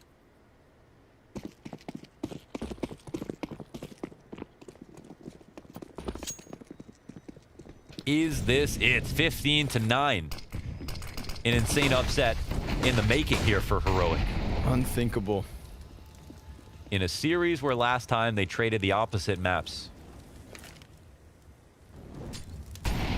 Just another layer to what is turning out to be an awesome head-to-head in 2021. We got Tessess with a deep angle. They're going to activate off of that. Flash was primed to push.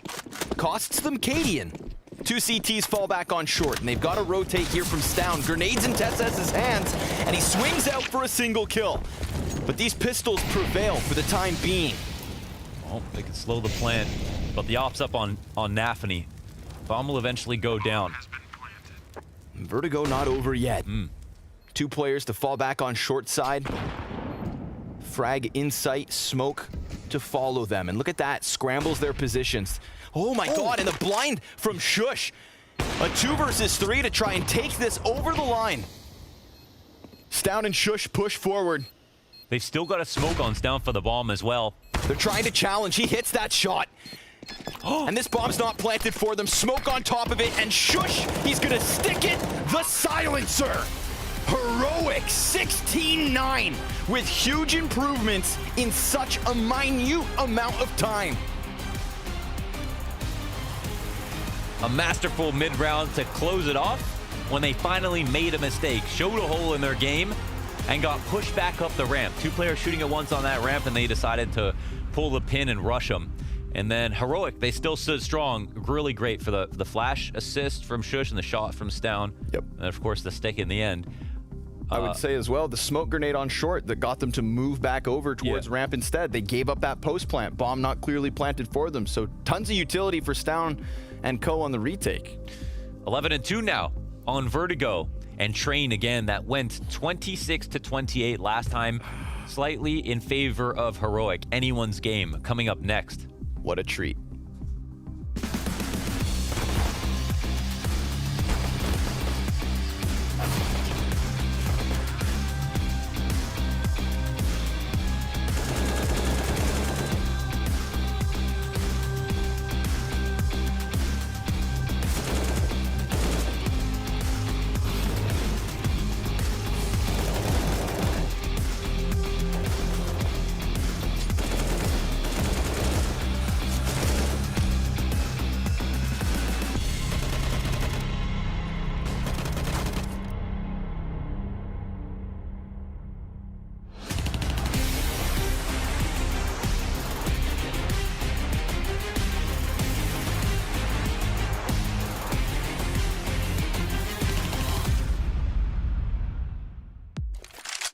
I'm pretty sure that one's the most recognizable in all of Counter-Strike. It's like I could hear it like coming up. I need a 3-pointer. What's that sound when you draw it? Feels like something got cocked and it like pulled out at the same time. What? That sounds like the Mac 10. Start strong, finish strong. That's the strat. I swear to God, if someone is killing me with this one in a global league game, I will cry. How can I not identify it before? Let's go! Finally! Oh my god, this is so difficult.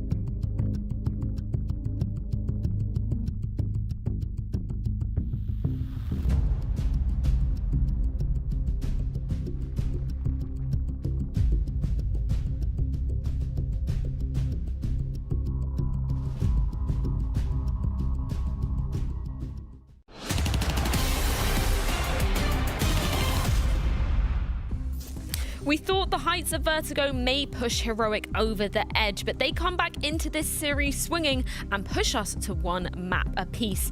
A complete turnaround from Inferno with a 16-9 victory, and after a stellar start on that T side. Yes, and I guess we could start a conversation by saying that in terms of adaptation from the EPL final, Heroic decided to start on the T side. That was a huge difference, and their game plan, I don't know, Cadian, staff, preparation, but it worked beautifully. They abused that B bomb site so many times and in so many different ways, from the staircases, from middle, with contact, with utility. For interns, it was such a hard game to play. Even Exile, a player we talk about as a superstar and a main force of Gambit, he did not find a solution. He did not know how to handle these B trauma, I want to call them. So Heroic T side, beautiful. Yeah, we were questioning how they were going to be countering the T side of Gambit, but Heroic said, you know what, screw it, we'll take the T side for ourselves to be starting on. And they did a very, very good job. I gotta give some props to Tessus, because he was playing a fantastic game right here, especially on the T side. There's a big difference between Tessus at Pro League and Tessus this time around. At Pro League, when they lost 16-3, he went 2 for 6 in opening duels,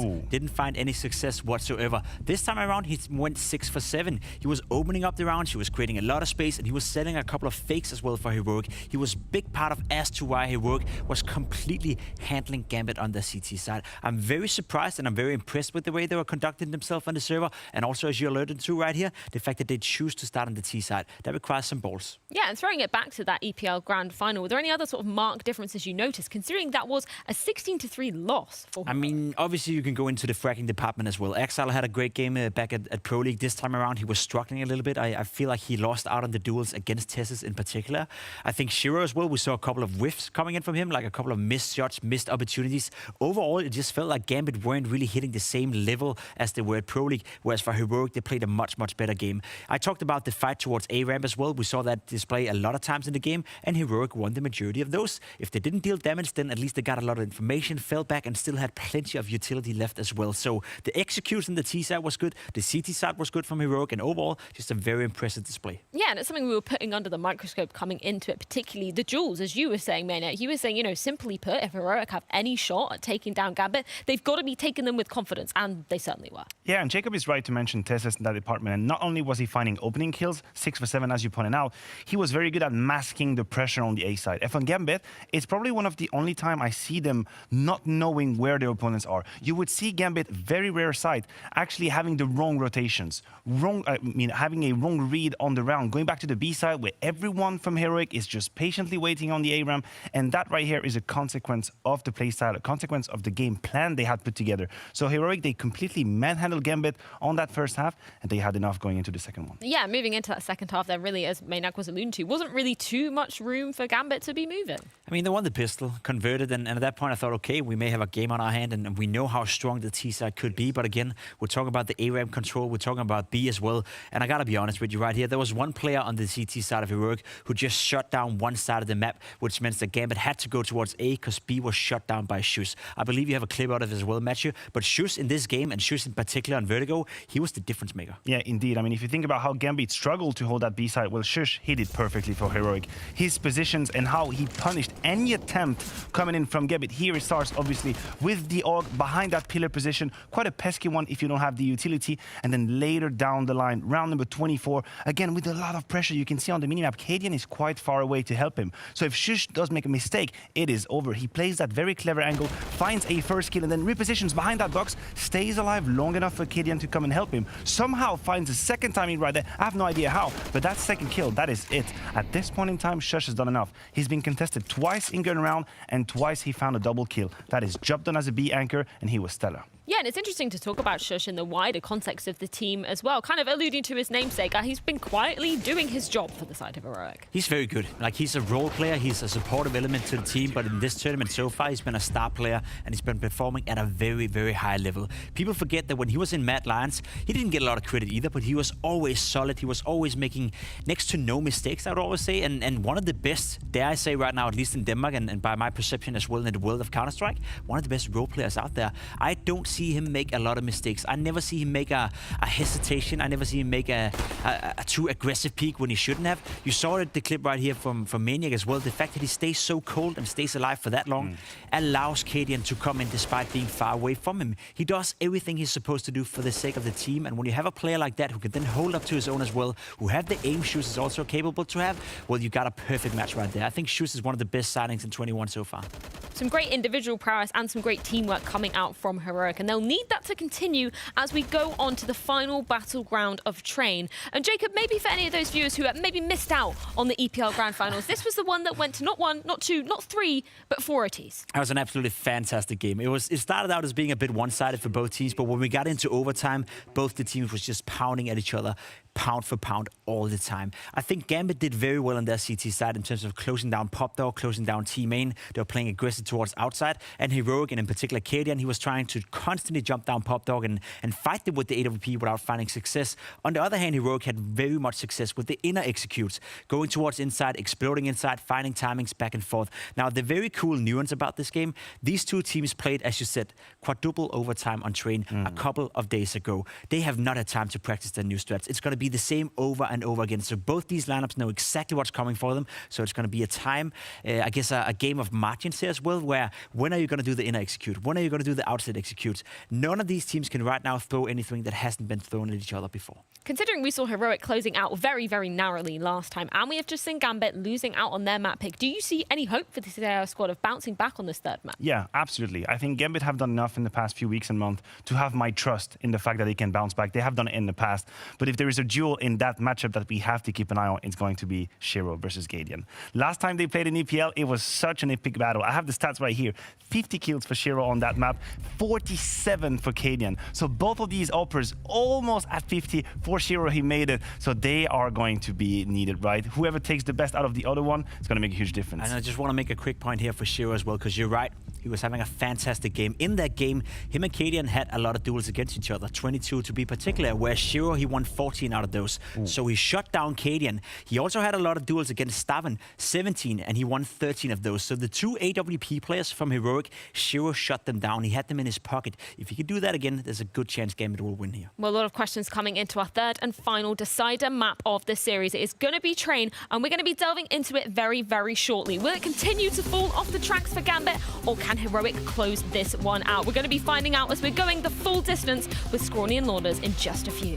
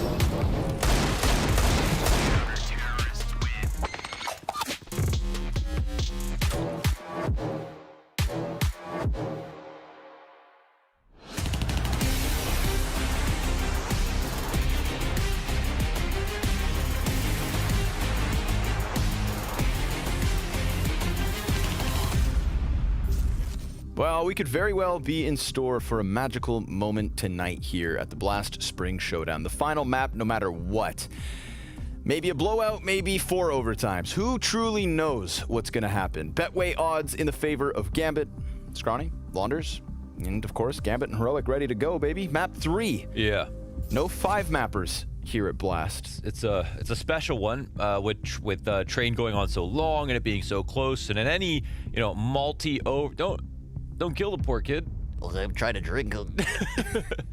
In any multi-overtime match, of course, it could go anyway, right? You're getting to a point where mistakes are getting made. It's so tense, and it slightly leaned towards the more clutch Heroic last time. But overall, Heroic, they don't have the better performances on Train in general. They lack a bit on the T side. They perform a lot better on CT. It's at the bottom of their pool in terms of win percentage. But they can beat Gambit, and that's all that really matters. Gambit, of course, 63 CT round win percentage, 56 on T side. And a chip on their shoulder. And a tap in the face. Shush goes down. Axile with the double. Testes walking out to the A site. Ooh, that's a big pickup. That's a 3v3. And it's turn man advantage. Testes gets attacked from above. Inters gets his kill. Shiro spots one behind the Ivy. We've got separate 1v1s, and more importantly than anything else, a bomb plant coming in on the B site. Ooh, that's nasty. That clothesline. Inters could catch him. Yeah, he flies out. Chance there at Old Bomb. Man. He's sold. He needed to. He needed to go and grab that one, but that kill's not coming. This round is over. Dude, he's chasing ghosts back on Ivy. No chance, no shot, no pistol round win for Gambit. It's too hard, man. Clutches, back in the day, Rain 1v4 versus Virtus Pro to match point. It's incredible. That can never happen on Train. It's the hardest map to clutch on outside. It's insanely difficult to rotate into a bomb site like the way Trains are laid out and pull off even 1v1s. You have to ask for entirely huge mistakes or stick a bomb in a smoke. This map is damning in the post plant. So, but it's all so unique. Such a great map because it's so unique. So good at this level. Really rewarding for teams that try really hard on it. Can be so brutal, watching 2 gladiators in the Coliseum go at it. But since we don't actually have to play, we can just enjoy and see the high-level gameplay and see what makes Gambit who they are and what makes Heroic such a big threat. Out to Olaf here, a Shush. Shift the Mac 10. Damn. Playing the smackdown. Nafni goes down. Sandwich control is the tease. And he'll make this loop back over to E-Box.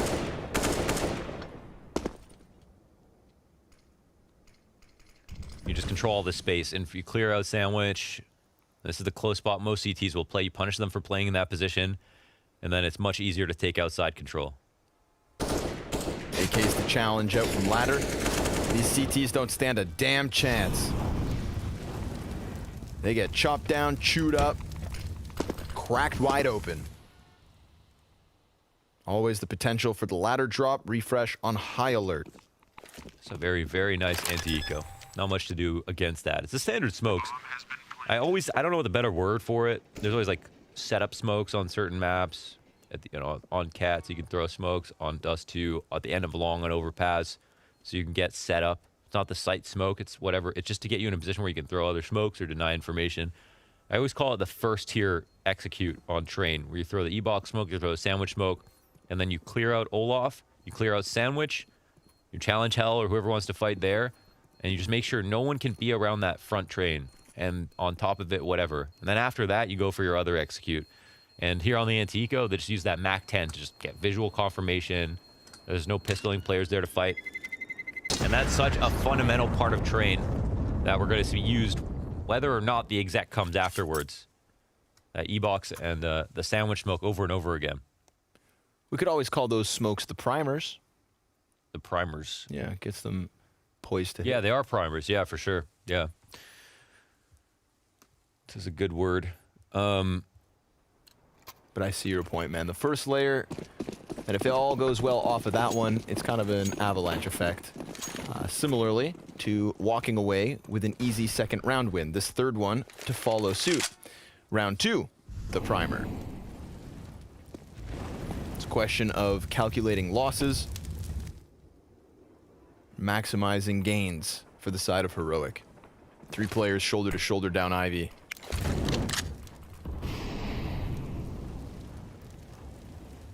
Outer, inner options open. Pistols, kernels here within the A site.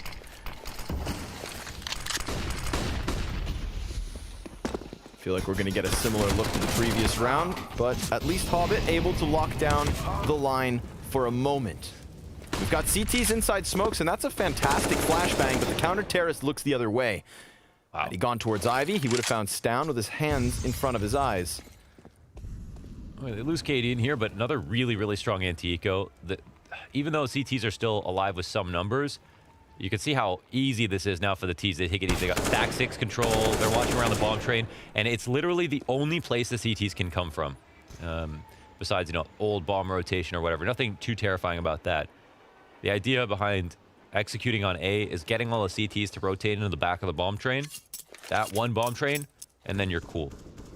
Even though they have to sit back and wait and there's numbers, there's not many actual options for the CTs.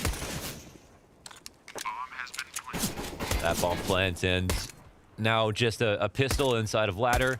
And yeah, that's like the last two rounds from Heroic. The executions, I mean, there wasn't anything hard about it, but it was very clean, very well paced, and that would be great. Just copy and paste that onto your team and use that on your anti-ecos, and you're going to win your anti-ecos. Couldn't have been done better. Nice and smooth. There was those flashes in the pan, the potential for more than just a kill versus Cadian. But again, the uncertainty of which way to look when pushing blind through smokes doesn't play into the hands of Gambit. But this buy certainly could. AWP for Shiro. What do we expect coming in from Gambit's first gun round? Where do they hold the line? They love ladder control. Almost always. They'll use their best spawn to take it. Last time they played Heroic, they basically fought for ladder control every single time. It was like Hobbit, Nafni, Inters, whoever had a good spawn. They're very, very forceful about it. And here, they even come late towards it, pressing up against E-Box ladder. Super important to them, but they end up getting killed. Tessus wins his duel, and he himself is a beast at fighting ladder. Absolutely. Calm the specialist. I know the play that Nafni made. He jumped up, he strafed in, he looked straight up. We reflect that over. Hobbit, quite the anchor on B as well. He was a boulder versus Furia to get them to this matchup, and he's looking to be tested in the first gun round of Gambit's CT side. We've got 2 players up above and 1 to come down ramp. He misses his first 4 shots and falls back. Peels away. Offers positions over. Incendiary and smoke definitely not making him comfortable, and his rotates shouldn't be either. Look at this. Heroic, 2 players out from Ivy, already succeeding in killing CTs, and not to mention Heroic all the way outside of Z. They've got everything they need to take this 4th consecutive round win. Oh man. And a 5v2 made this one look easy. It is damn near impossible to make Train look this clean on a rifle round like this. Now comes off the back of that first very important ladder kill, but I'm guaranteed Gambit are shook right now. That was yeah, Heroic. I mean, I can't believe it. I really can't believe it. After watching what we watched on Inferno, I can't believe that we got Heroic looking so well put together. Look, Tessus, yeah, he did it. He did the strafe out, jump peek, looking straight up, and Tessus just waited for it. Fast reaction. Whoa, that's an insane shot. My God, that's a flick, but it's so few degrees, so precise. Really feeling yourself. That's what happens. MFW. Too much Danish. I get Zeused. Yeah. Is that? This is crazy. Very nice scenes here for Heroic. I mean, you couldn't have asked for a more perfect first gun round. Yeah, definitely. T-side train is hard. It's also the harder side for Heroic by a big margin. Huge discrepancy here. But it looks like they've talked about some stuff. They've worked on some things.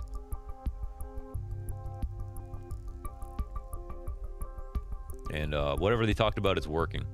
You know, it's so hard to make, like you see some of these rounds, like it's so hard to actually make it look that easy, man. It's especially versus a team like Gambit, but they're doing it. Never a nice feeling to know you're being read, you know? And you start second guessing your peaks. How many demos did they watch? When they watch my demos? I feel like that would be one of the least fun parts about being a pro player. It's the ideal. How much preparation did they do versus you know, what I did? I'd constantly feel like I'm being watched. Yeah, exactly. I'd develop an awful case of paranoia. Paranoid pro player, yeah. Yeah. Maybe that's why some of these guys play in the complete dark. Right. Tessus. Can't see me. Yeah, Can't see me. Tessus, even if they do see you, with his cleanliness on that first kill, man. He's been playing with the lights on though, right? Lately. But before, you remember? Yeah. He was in the void. Yeah. Oh yeah. And I didn't know what the rest of his room looked like. He was born in the darkness. It looked like it was much bigger than this, basically. I feel like I can. To be fair, palpably see him develop as a player. Sure. Since last year. 100%. Undeniably. And he was already great, already close to a top 20 player last year, statistically. You know, we talk about this, you know, conversation of like historically not having many CIS players in the top 20, and how 2021 could definitely usher in a bunch of new guys. I wonder how many Danes, or how many new Danes, could find themselves in that exact same situation. Yeah, I would hope Stown, Cadian would be candidates, and if we're talking about candidates, new Danish blood.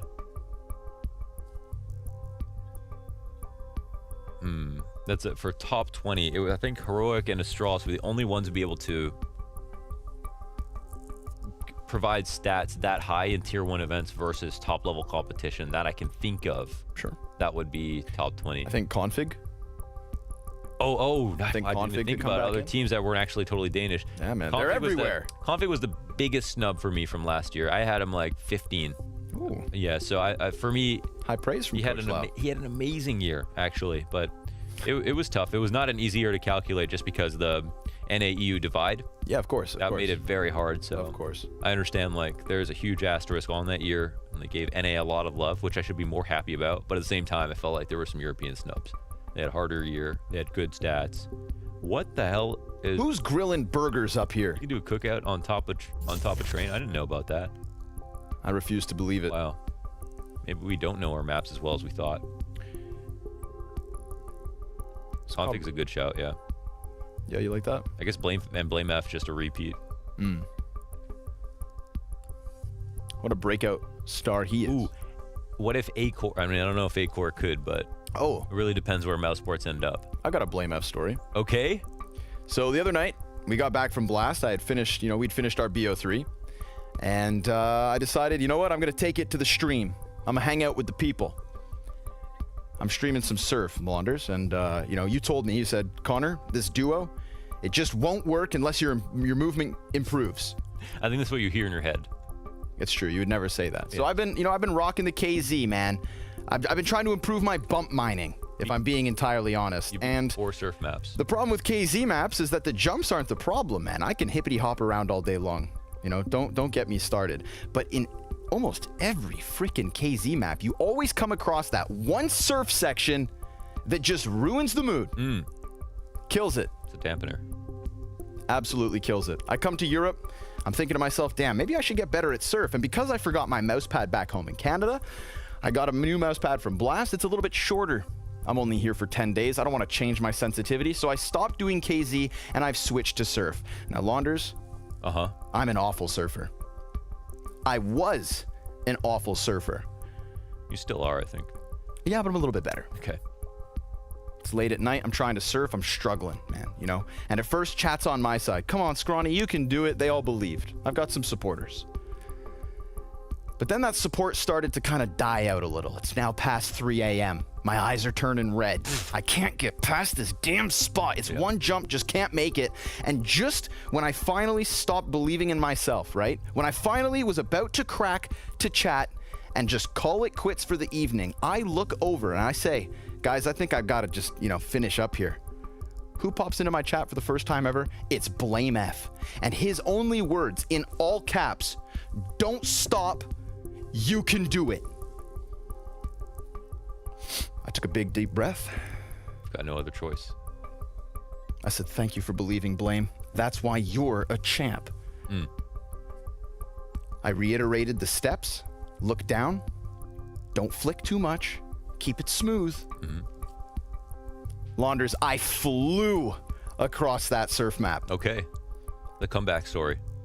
And Blame F ever since, I'd just like to let you know, since that day 4 days ago, I've completed like 5 to 6 more surf maps. 5 to 6 more. You told me 4. That was yesterday. Yesterday. I streamed this afternoon. 2-3 more. That's exponential growth in your surfing career so far. Surf_gradient and surf_ Call them out. Kitsune? Yeah, that's a map. Got both of those in the bag, baby. Okay. Nice. So, all in all to say, Blame F doesn't give up. Do what he says. He's up at 3 in the morning. Yeah. Not only grinding his own goals, but inspiring others. I think he was waiting for the Ben Askren. He's waiting for the Ben Askren fight. You told me we couldn't talk about that. I wouldn't label it a fight. I call it a flop. What a joke. What a joke. Enjoy the Millie Ben Askren.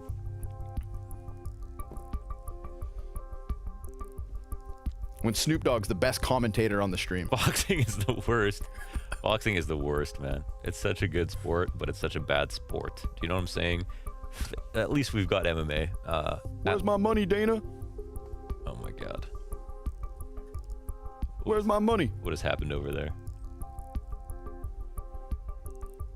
We've got players sitting back down, but still lacking a few inside the server.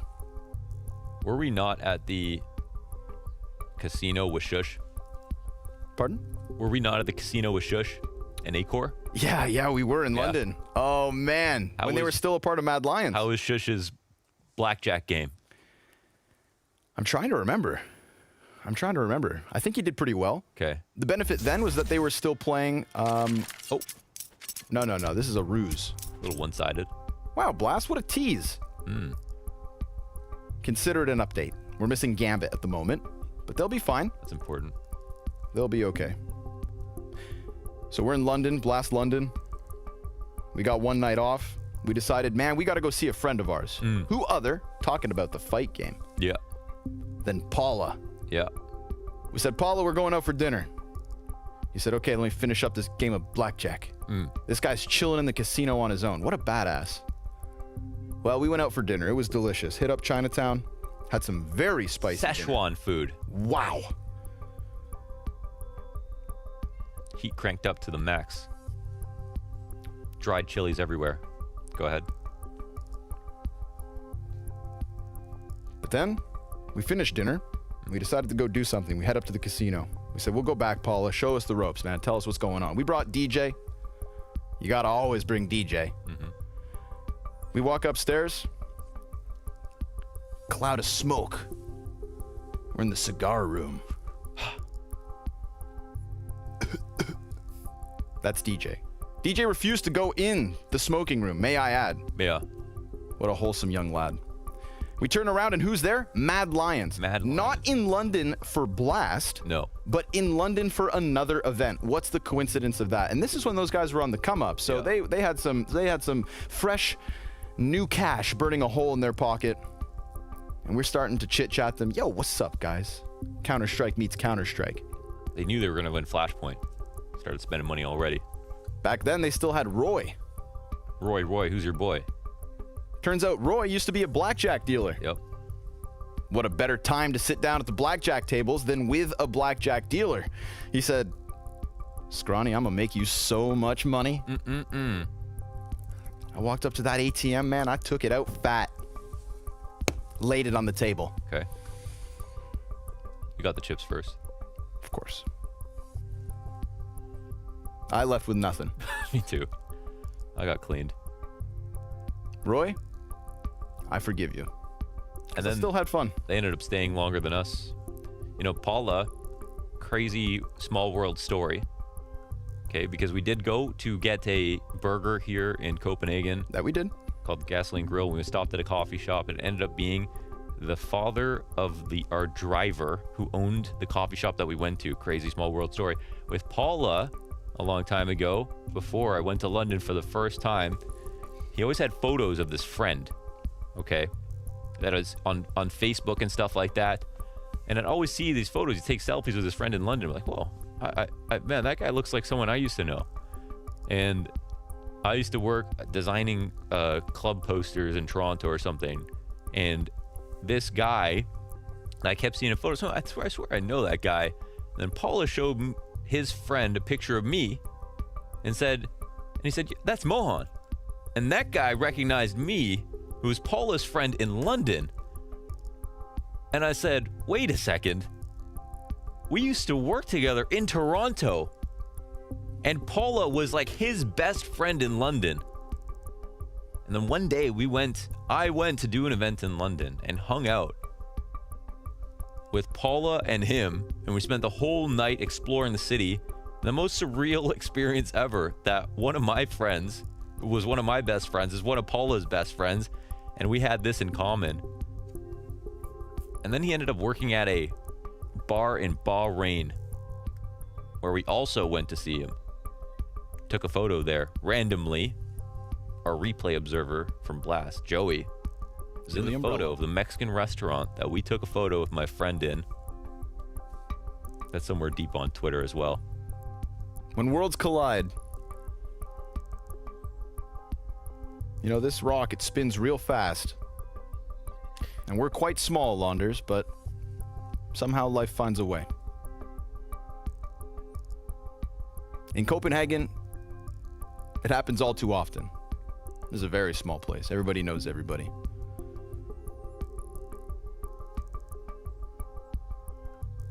We've got a single player still out of the server, but once he joins, we are good to rock and roll. We are good to party. I think they pulled the Ethernet cable. A classic.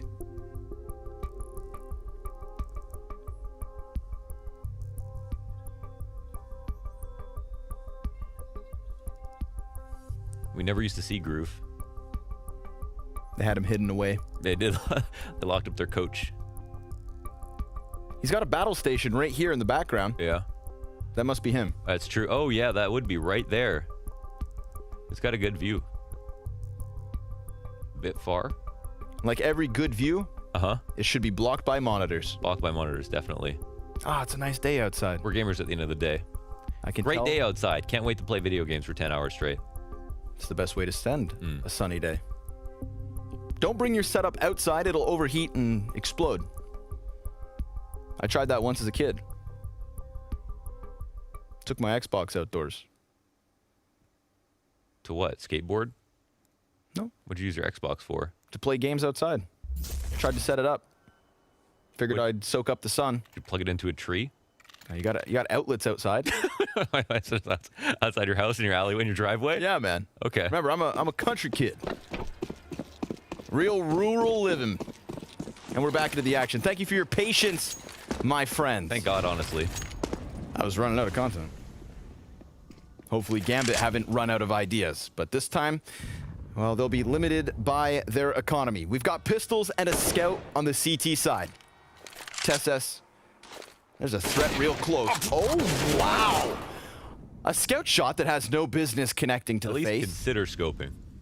But then immediately 2 kills back. So just as excited as Axile could be, his disappointment thick. Still good pistol damage versus Shush, and TSS gets the better of the T-Con push. Refresh's patience could pay off. I'm very curious to see moving forward whether Hobbit has to play more actively than he did v Furia, because in that matchup, they consistently came to him. But he flanks here in the 5th round and finds nothing as Heroic easily sliced through this outer sight, losing a single body, keeping up their guns, keeping up their momentum, and putting themselves on fire. So with the what you're talking about with Hobbit and how they're going to peek on T side, they're going to use him in an elevator scenario. They have one person turned around looking down as the bottom part of the elevator, and the shaft is a ladder. and Hobbit standing on top of that player, and they'll drop down, and Hobbit will take the fight and probably kill both players as he drops down the bottom of ladder. Boomich started calling this the ass peak. Okay. And I learned this because he actually watched it in one of my videos. I think it was the Flamesy video. All right. And one of my subs, since his content's all in Russian, said that Boomich watched one of your videos and learned about the ass peak. And I was like, what the hell is the ass peak? Well, you're going to see it in this game. And it's just the idea of the guy who drops down the ladder, turning around and looking down so that their head is not exposed. So when that guy's waiting at the bottom of the ladder, waiting to, you know, pre-aim the headshot, there's no head to be seen. You're shooting the second players. Okay. All right. Well, let's make it a regular thing. It's hilarious. That one was faster. That was quick. Because the scout shot was slick. Here we have it. Another gun round out of Gambit. They've got to turn this around. I'm looking at a goose egg on the scoreboard and one logo on fire already. Double op setup, Shiro and Inters. And Refresh, of course, the counterpart in terms of the B play for the T side. He's very much on his own. Two CTs aggressively set up on ramp. As soon as you don't see anybody, then you start to come on forward. There's like a huge risk of stepping there. Molotov comes down top of the ramp. I guess they maybe burn it themselves. We're still holding on to some information.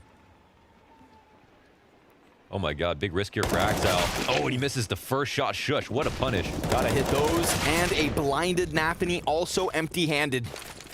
Shush throws that smoke down deep, but Shiro, 17 HP already, still able to drop that bomb. He hits a Molotov on the fallback and loses his teammate thanks to Tesses. It's the two snipers that walked into the round that are gonna hope to walk away, and that's whether Heroic are gracious enough to give them that gift, because this is yet another success story for Heroic. They walk out and Tesses taking his 9th kill from the top of the train down into the bomb site. I think chopping off that Z-rotate makes the Opper's job way too daunting. No, absolutely. Oh man, I just feel like Heroic in the past would have pushed up B stairs instead of holding back, not getting the info. Felt like they're doubting themselves a little bit. They're a bit intimidated by the presence that Heroic are making across the map. And those entries, I mean, that was so beastly from Shush for the first punish on Axile, and he was taking a risk up there. You know, they didn't take over T-Con control where you'd normally be, you know, on that tight angle inside. I'd say you might have more of an advantage there, but he was going to get traded anyways. I mean, this was a completely dominant round, but certainly Cadian would have killed him if Shush didn't. But Shush, fantastic entry so far. Great B-holds in that first map. Look at the adjustment.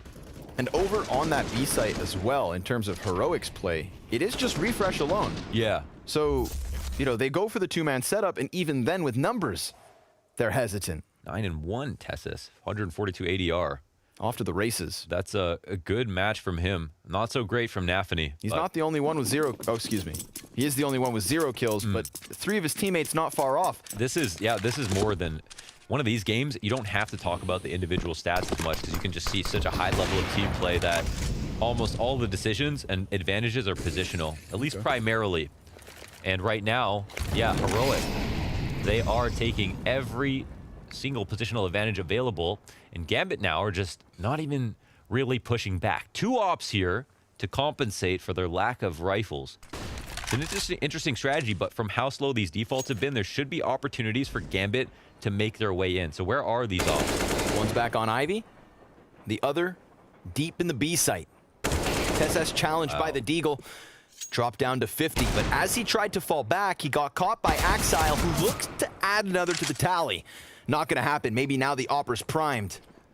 Hobbit's gonna get aggressive. Oh, we saw it. With the CZ-75, Shush arrives, and in time, Hobbit falls back, not able to get his hands on the AK. An upgrade that could have been the golden opportunity. Yeah, but he realized that there was still threats looming. 3v3, he doesn't take the risk there. Smooth. Oh, nice way to dispose of a gun here. Damn, Refresh. Some good on-the-fly thinking. Hides the cookies on the top shelf. Gambit players are quite short. One player in Z, And he could turn his attention to upper, but they're not really watching this. We've got kind of overlapping positions. The op is not helping out, but Hobbit, he doesn't need to help. He can help himself. Refresh has a smoke to the oil side of Train. And his teammate, Stown, is coming over. We've got 2 ops for a retake. Remember, this is what they decided to save last round, so they take the gamble of losing this. They've already pushed close up. It's a USP for Inters. He hits the headshot, and Shiro gets that trade frag. Now Stown from the top row looks to possibly stop this. Shiro trying to extend out and get on that bomb, and Shiro, he can't find it. Off it. He just can't find the defuse, and time is the biggest issue. He has to concede this. Heroic 7-round win straight.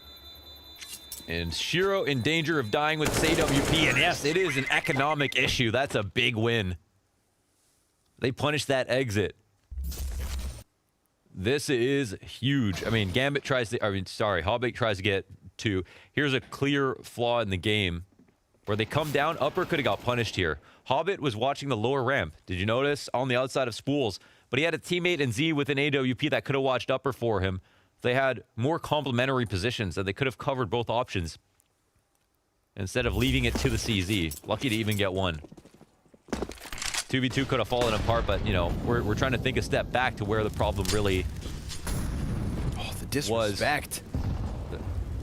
Shush just sits inside the smoke. Are they waiting to phase this? At some point, you're going to maybe They're shoot. side by side. Okay. Nafany gives the cover. Axile caught with a grenade. Oh, my God. Dude, and then they just try to push out on Ivy. Hobbit from B to Ivy with one of those ops. Again, 2 of them in this equation. Man advantage here for Gambit. Still vying for their first CT round win. Single smoke left for Heroic. They've just thrown one down here from the top of the ladder to pop on the doorway. A new challenge. 3v4 in the mid round. We've got Nafany just outside the T-Con, and Shiro dropping his chance to cut down one of 2 Ts pushing outwards. Nafany's trying to catch them. Looks to nip at their heels, and as smoke fades, he does so. Cadian up close, combat op connects. It's still a man advantage, but barely 8 HP. Yeah, the bomb can... Oh my God, interesting position. 40 seconds left. Everybody around Old Bomb and a Rotator Z who's going to play this nervously. They could plant the bomb, create a connection between Cadian. I mean, I really feel like this is a 50-50 opportunity. Bomb can get planted inside, in his vision, and it's on Cadian to find that free opening kill, really swing the odds in favor of the Ts. But this is already getting hairy for Gambit. No nades for Heroic. It's got to be guns up. And Hobbit cuts one down, but it's Cadian the clutcher. And he gets caught in the hop. Shiro's 8 HP comes back to make a difference. Their first round win on the scoreboard. But at no point did that look comfortable. At no point was that surefire win. Tessus didn't have to give that opening in that situation. But yeah, the patience pays off. Just good to see Gambit win 1, really. And yeah, here's a spot where it feels like, you know, they might have the idea, like, oh, this is weird, I can't move, but you can't tell because you're completely smoke blind. One day we'll have haptic feedback. That'll change that. That'll be crazy. Be able to smell your enemies. Just feel them. Okay, I like that. Weirdo. 7-1, and the 2 ops. It was expensive, but it works out. Was that this round? Actually, it wasn't, no. But now they can try to put it in with the full-on rifles and full nades behind it instead of just the eco behind it. Good utility damage and almost a bout of timing. Shush. Oh, I love this. He's sprinting outwards. Nafany gets that first pick up, but Shush, he's inside the enemy lines. And Shiro with a multi-kill thanks to the no-scope. Cadian the last to fall. Okay. Gambit starting to come online here. It's the fastest rounds that we've seen so far. Gambit win those rounds. They're back in the game. They deal with it. Hitting some shots, getting those kills up. I feel like a lot of what Heroic have done really well in the series, they found a way to attack the forward aggressive player on the map, right? On Vertigo, same deal. And here I think they realize, I mean, like I was saying with Gambit, they love ladder room control. They fight for it. They play close E-box and ladder a lot more than most teams. And I say that, I mean, they fight for it almost every round. And it looks like Gambit Heroic are looking for these late pop flash tactics to kill the E-box player, to get to ladder whenever possible. and they're finding a lot of success. But in the last 2 rounds, that opening kill has gone the other way. Daphne wants it, you can see. And this ladder player, he's always in danger of the T-Con peak. If someone jumps out to the side of the train, he always has to worry about that. So you rely on another CT to cover this position for you or to take over T-Con control like we have now. You know, and this is really strong for the CTs. The only problem, literally the only problem, is just that Heroic know that this is the standard for Gambit. Or almost always in one of 2 places. So now we'll see, you know, how powerful maybe this angle can be as Heroic take the bomb back towards what could be a full execute outside. They're still going to pressure T-Con. They're still going to pressure Ladder as well. Oh, wow. Axile. Too sharp. Just as Stound's getting into position, he takes the initiative and then fades back around the first corner. More combat coming in from Gambit. They shut down T-Con and then some. A transition over to the B site. Shiro at a distance. Op in position, but he lets Shush out just to knock him down. Cadian's Op inbound. Plays off the ladder. He could catch the Z peak. 5 seconds to spare. Doesn't want to die after time, that's for damn sure. Uh-oh. And now that's exactly what's going to happen. They're going to swarm him in only a moment. Cadian, can he survive? No, sir. That's a loss economically for Heroic as Gambit start to continue this climb. A 3rd round in a row now. Yep. Some life here. And Axel, always happy to take the engagements, gets his revenge kill on Shush. And I think partly what makes Axel such an amazing player to watch is that no matter how few successes he has in a half, he will continue to play the same. He does his job and realizes that playing safer does not necessarily equate to playing better. It doesn't necessarily mean that he's going to have more success. Instead, he just believes that his skill is going to be consistent. He takes the same favorite off angles that he likes to play. He doesn't get shaken up, and he always eventually delivers. But still, the game plan appears to be apparent to both sides. And I think Ladder is a little bit easier to counter than T-Con. You'll always end up having to, you know, commit one player to swinging on that guy that you know is in T-Con, and that can be 50-50. Trading him is imperative. But it must be dealt with. And so momentum shifts. We see no op on Cadian. Lighter on grenades. Tess challenge out from T-Con. It's a blinded Axile with an opening kill. Yeah. Successful yet. They get some positional compensation with Ladder and the drop early at least. They already recede from it. 5v4s mean more than ever when the game's been this high level. Almost everybody converting in these situations. Good showing of forward positions from Gambit. Getting up close on the T-Con. Inters looking for his 2nd and 3rd kill here. They could line up, but he gets wrecked. Shot to the head from Refresh. Op of Shiro firing hot. But a wall of smokes creates a bit of uncertainty. Refresh resides above this. Oh my god. Shiro right below him. Oh, he doesn't see him. Oh my goodness. Shiro catching him on the cross. He was just tunnel vision. No way he was even checking the corner of his screen. Bombs planted. And Stound creeps now closer towards the oil tankard posted with the AK. Shiro's making noise. And Stound's position now given up. We've got a CT back behind him. Axile with the spinal tap and Gambit with a 4th consecutive round win. Okay, we have a game. Yeah, this was getting way out of hand. But Gambit have found their way back in. Starting to find these punishes, and a few rounds in a row where now this T-Con push, they're trying to punish these forward aggressive players, has failed over and over again. Axel starting to win a higher percentage of them. There's a bit of a discrepancy from the peak and the flash that comes out. And they're really not keen on using nades to get them out of those spots. They want to kill them while they're there. I think that's the overarching philosophy, is that they're willing to risk it. And on T side, 50-50 is a duel you should almost always take, especially in a 5v5 situation. The CTs are the ones who desperately want to cling on to that 5v4 as much as possible. My god, Nappy kills him before he hits the ground and then kills his best friend behind him. No chance to trade. That's insane. Heroic wanted something fast. Well, they just got blasted. Uh-oh. Cadian toying with the ladder player.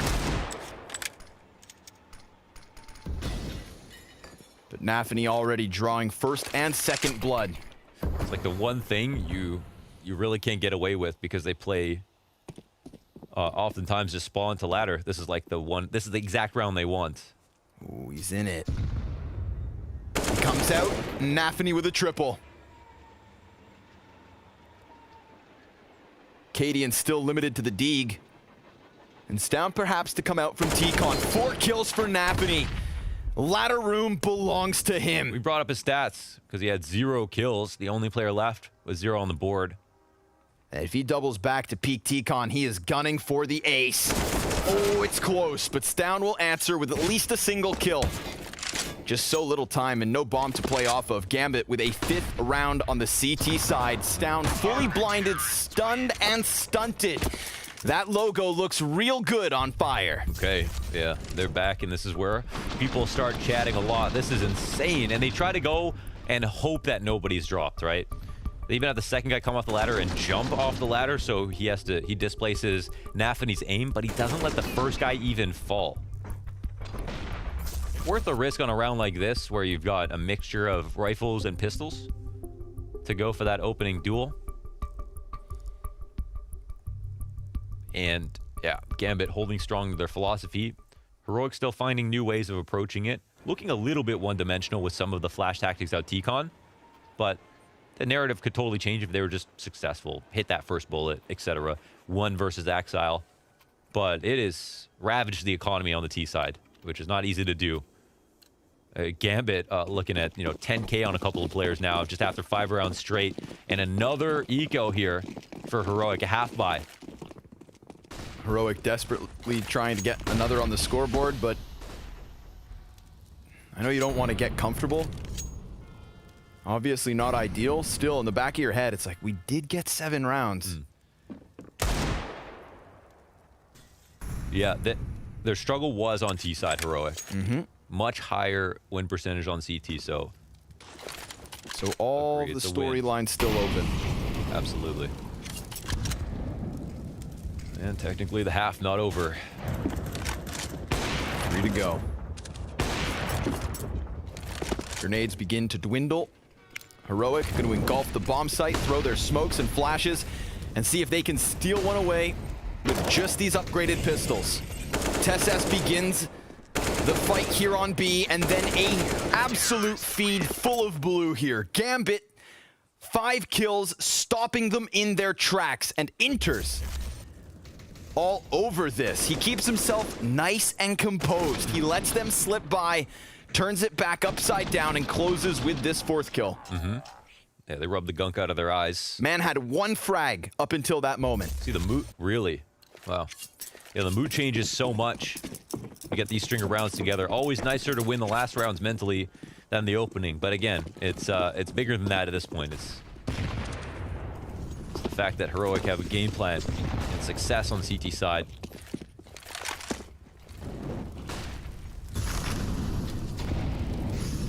But could it be more competitive? Okay, so what is the idea now? One inside B. No one pushing in for ladder room control, though they sometimes approach it late. Heroic looking at IV, where they've pretty much only gone on their anti-ecos or ecos whenever the full rifles. Hobbit dead set on punishing a dry peek. Opping. And they're going to hear the run boost. But there won't be any peek to come out. Some information gained. Tons of grenades on the side of Heroic compared to that of Gambit. We working with ladder room control here, or have we not dropped yet? No, sir. Shush on top. They look like they want to split this after a fake B or something. Depends on what these IB guys want to do. Oh, they smoke off Hobbit. His grenade's decent enough. Control smoke keeps your attention, so they get to the top of it, but you don't know if they're there. Now they smoke right. Hobbit could very well be challenged. Stound's going to push through this, and Hobbit holds the line. 5v4, that top ladder player in Shush now looking to join his teammates as they walk out onto B, and Inters gets wrecked by Refresh. Hobbit locked in, and Refresh doubling down. This B site belongs to Heroic. This T side not over just yet. Okay, they had to work hard for that one. Hobbit with the opening punish too. So they stand in the face of the stats, win the 4v5. It's not bad. Refresh looking crisp. Yeah, we got to watch back those entries. 2 AK headshots to take over the B site. Hobbit missing his shot with the off repeat and hits it, but Refresh stays standing. It was still risky for them because Hobbit was opping at Ivy. And if you walk out upper, usually that's because you've done enough of a fake that you think the Z player has rotated to outer. His rotation's like 2 seconds, so he's always going to come back to Z to watch T-Con, come back to Z to watch upper. But here they found a gap where Shiro hadn't rotated, and they take a big of risk and they punish him when he gets back. So this Ivy presence, you know, pulls Shiro's attention a little bit, especially alarming when Hobbit calls it. And that's just enough.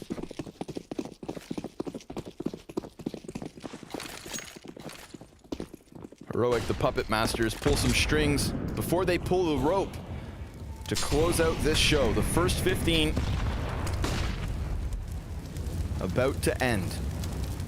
Down very rapidly, gets out from T-Con. Looks to lock down Olaf, but that frag grenade tells us they know he's here. He has 14 health, and the utility pushes him into the crosshair of Axile. Gambit trying to close this half as close as can be. But maybe it's on Cadian to claw it back. Refresh was the man of the hour in the 14th. Who's going to take up that mantle? Who's going to hold the reins? Shush. Oh, man. He's got the back of Nafany. Oh, when they're ready to execute, he just doesn't peek this. Keep eyes on him. This is information they don't have. Oh, my God. He can actually line up that next kill. You know, this means sometimes ladder room guy. Oh, my God. He's going to walk out with this. Give this man some time. Holy hell. Shush. If he can get behind the site and then they pressure T-Con. This is a risk. He's giving up ladder totally, but he can get the upper out of He sees the barrel. He sees the player top. That's 3 confirmed for Shush. He's going to miss the first shot. Gets it into Hobbit, but Axile fast response. Oh, what could have been. And now Axile looks to lock down T-Con. 20 seconds to spare. That would have been massive. They know he's here. Refresh drops down and Nafany succeeds. It's on Cadian to clutch this. First shot connects. He deals with Axile, who denied Heroic all they wanted. He's got that bomb on site. The challenge out from ladder, blocked by the utility. Nafany shuts this down, and Gambit close out this CT side with 7. That was a massive start for Heroic. 7 rounds straight. The final half of the Blast Spring Showdown after the break.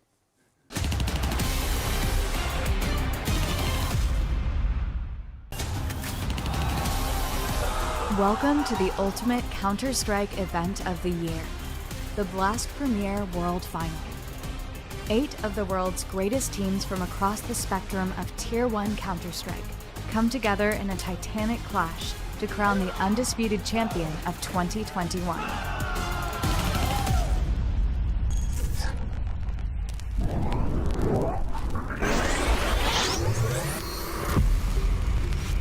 Blast Premier member teams will start their journeys to greatness in the season group stage, where they will battle it out in 3 groups of 4.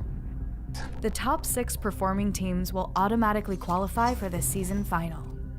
The remaining 6 teams will be cast into the showdown, where they must fight for survival in a brutal single elimination format. Whilst there, they will each be joined by top global teams by way of exclusive invitation. Further additional teams will join the fight thanks to Blast Premier Qualifiers, a new set of regional tournaments making it truly open for all. Victors of the showdown will secure their place in the season final to join their 6 adversaries. Here, the 8 finalists will go head-to-head in a double elimination knockout. Whichever team triumphs over their rivals in the season finals will automatically qualify for the Blast Premier World Final, getting ever closer to claiming their chance of being crowned the undisputed Team of the Year. The champions of both the spring and fall seasons will be joined by exceptionally skilled teams, including winners of the CS:GO Major, ESL Pro Leagues, as well as the team who tops the global leaderboard.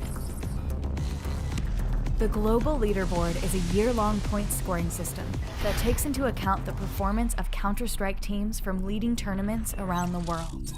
Teams accumulate points by winning matches and progressing as far as possible in these selected events. Teams hoping to qualify through the global leaderboard will have until November 28th to claim as many points as they can in a number of events, including both Blast Premier seasons and several leading tournaments. In the event of any duplicate winners, spots will be opened up to those who have fought their way to the top end of the leaderboard. These 8 champion teams come together for one last battle as they face off for a prize pool of $1 million. Who will go the distance and be crowned your Blast Premier World Final Champion? Join us on the journey.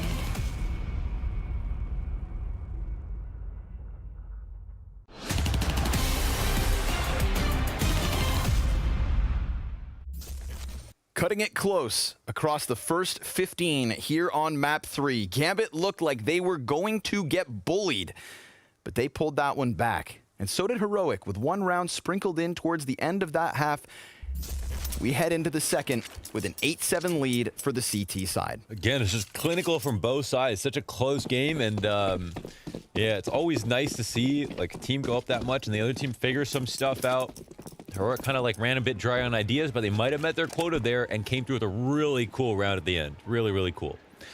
So, will they live up to their fantastic CT sides, and will Gambit disappoint? They're not looking.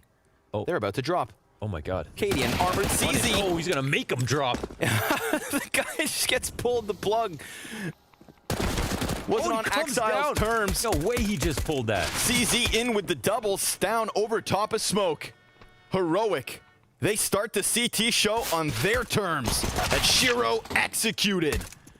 Inters 1 versus 5. They put a lot of stock in Katie in this round. Armored CZ 75. Trying to dodge the shots. It's not going to happen. Refresh closes. Heroic 9-7 straight out the gate. The balls to make that play, to actually go down after Exile. I mean, that's disrespect. That's what you can run, but you can't hide. There it is. He activated that drop. Wow. That's some stuff. They took that round into their own hands. Total save from Gambit. Not a flashbang, not a P250. Glocks in abundance. And Cadian, who's looking pretty damn fired up. Yep.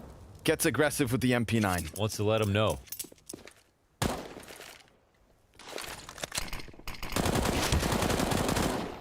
Famas here gonna chew through 2. Build a gun. Takes a bit too long. Misplaced the instructions. And there goes the last one. Clean up at the end. No, well, one casualty. The Famas. And I don't know if there anybody close enough to upgrade there, but yeah, it's just a numerical lead. This is a big boon to the half to win that pistol. I mean, especially in what could be and should be a close game. And even though Gambit also usually win more rounds on their CD side, their T side is still pretty good. There's a discrepancy there. They don't win as many on T side. Still 56% or something like that, but that's just because they're winning everything. Not specifically versus Heroic. Nades go deep. No one there to receive. Tesses in the ladder room. Bit of a specialist towards this position. Absolutely. One of the best. And at the same time, oh my god. That's sharp. He punished a shoulder peek with a smoking hand with a 1-bullet headshot. Get popped. Tesses holds his nerves as bullets sing by him. And he wants to make sure they can't set that drop up that I was talking about with Hobbit and the ass peak.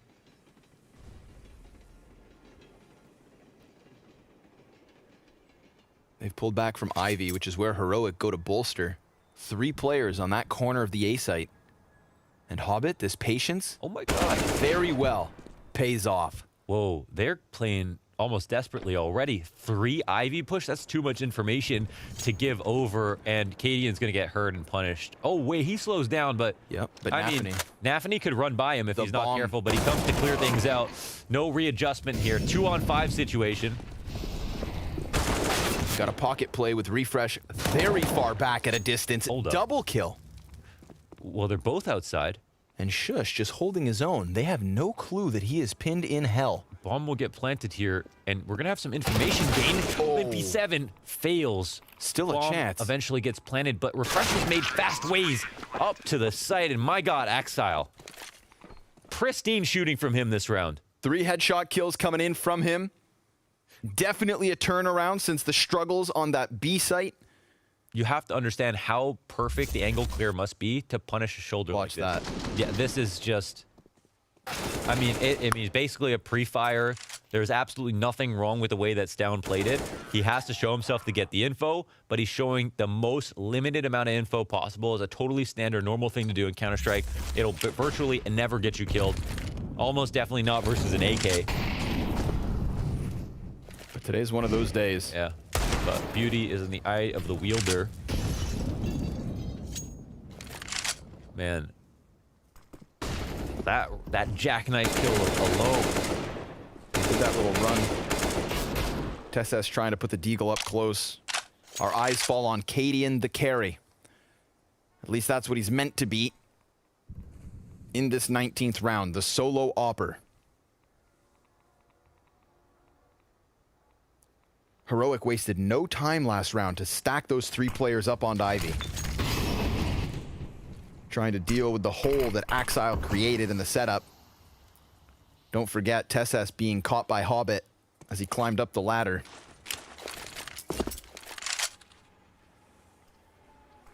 Impossible Ivy push this time around because they've left Axile committed to the corner, and they're going to play numbers into T-Con. The setup is crazy strong versus T-Con hit. Even though it's just pistols, they have ladder room control, so Cadian's position is validated by that, and they have a double setup inside of T-Con. This could be very successful. Oh my God. Deagle damage done. Wow, Hobbit just runs by the line of sight like throwing caution to the wind. Cadian ahead of the flashbang gets another. Ops up and Shiro stops him. We've got 3 Deagles still in play. TeSeS has that ladder room. There's only 10 seconds to spare. And Axile's trying to come out now from Ivy. They need to get on site, which is where Shush holds. Ooh. He's got support on Old Bomb. That goes down. Shiro with the kill now needs to plant. And this challenge in from TeSeS, but he gets it. And it's Stown's clutch, which could be the reload costs him. So damn close. Heroic now leading by 1 as Gambit struggle and nearly fumble coming into that A site. Challenges at every corner. God damn. The minutia of that round. You know, Hobbit looks crazy doing this, but he with 20 seconds left, he's committing to getting out Olaf so that they can take control of the site, committing to his protocols, letting his teammate deal with the fact that Cadian has just been spotted out here. They need to move past that. They're already too slow. It's the appropriate setup from Heroic. But that's how it ends. Gambit squeeze water from Stone, stay in this game, look to tie up off this round. And again, it all comes down to this map. 5 CTs peak on B. Nafany to be tested. They've got themselves a gun, and now they have a second. The emergency plan here is going to be Shiro trying to run out from Ivy. They get smoked off, but TeSeS takes a boost. That should have actually worked. Honestly, they must have forfeited it by accident. Maybe in the frantic moment, of course, it's hard to judge exactly how much room you had, but they almost pulled that off quickly enough. Nice play. Yeah. Screw it. 5 USPs. And they have, yeah, that's the key. You show that much presence. It takes that many potentially to get a kill, but once you do it that successfully, you've got to get moving. Too much info is gained by Gambit. And of course, this round is over. They slide by, 3 up. Surplus on the economy. Man, this is getting really exciting now. We don't know where the rest of this half will take us, but yeah, you could kind of feel it by the stomp on the first map for one side, the stomp on the other, trading their map picks. Leading us to Train. Yeah, bringing it to Train where they ended After playing damn near over 50 rounds last time, there was no question this was going to be close. And so we've got 10 rounds to go. Yeah. Those 2 AK saved, definitely, or Galil and AK rather, gonna help Heroic stomach the rebuy. Gives a good bit of surplus for Cadian. Oh, man. That could actually turn into a solo op in a following, force buy. Yeah. We saw what he almost pulled off with it. It's almost a... Yeah, it's a nice emergency plan. It is, yeah. Yeah, I mean, of course, that round helps him buy a little bit early here. I don't think they would have. Creates for an interesting opportunity. Here, you've got to play off spawn sometimes. That's to deal with ladder, so we don't see Tessus this time around. There he is. Okay, they finally swap out. There's no one to come out of T-Con, and Tessus punishes deep spam on Nafany. How many times do we see someone spam a little bit too shallow there? Tessus shows his experience in this position. A specialist, most certainly. He falls back. Cadian gets aggressive. Uh-oh. Axile, 68 HP, gets the tap over his shoulder. Stound's here to help. And it costs him his life, but Cadian gives chase. Gets the better of the timing. They've got players about to challenge B. 1 down ramp and 2 above. They fall into Shush. An Opper right there with them. Inters has the headshot. Had a chance at refresh too. Tessus out from Z. Shiro burning to 28 HP. The position's so complicated. Bomb getting planted on the side of the bomb, out in the open. They've got it to hold him back. They punish. Inters in with another kill. Shiro's got the op shot. Can he clutch? We know he has the numbers. Oh! And he takes 2. Post-plant. Gambit in the lead. My God. Oh, my God. You can't break that one down post-game. There's too many individual decisions that get made. The complimentary setup on the CT side was so nice here. It looked like it was going to be rock solid, especially after Cadian got that trade on Axile, who was going to come in for the clutch later on, but leave it to Shiro. And in the last 2 years, 0 to Shiro. When do you see Nafany like that? His Cadian impression. Now they feel it. And look, Mohan, that money they saved from the Galil and the AK, it does turn into Cadian on a solo op.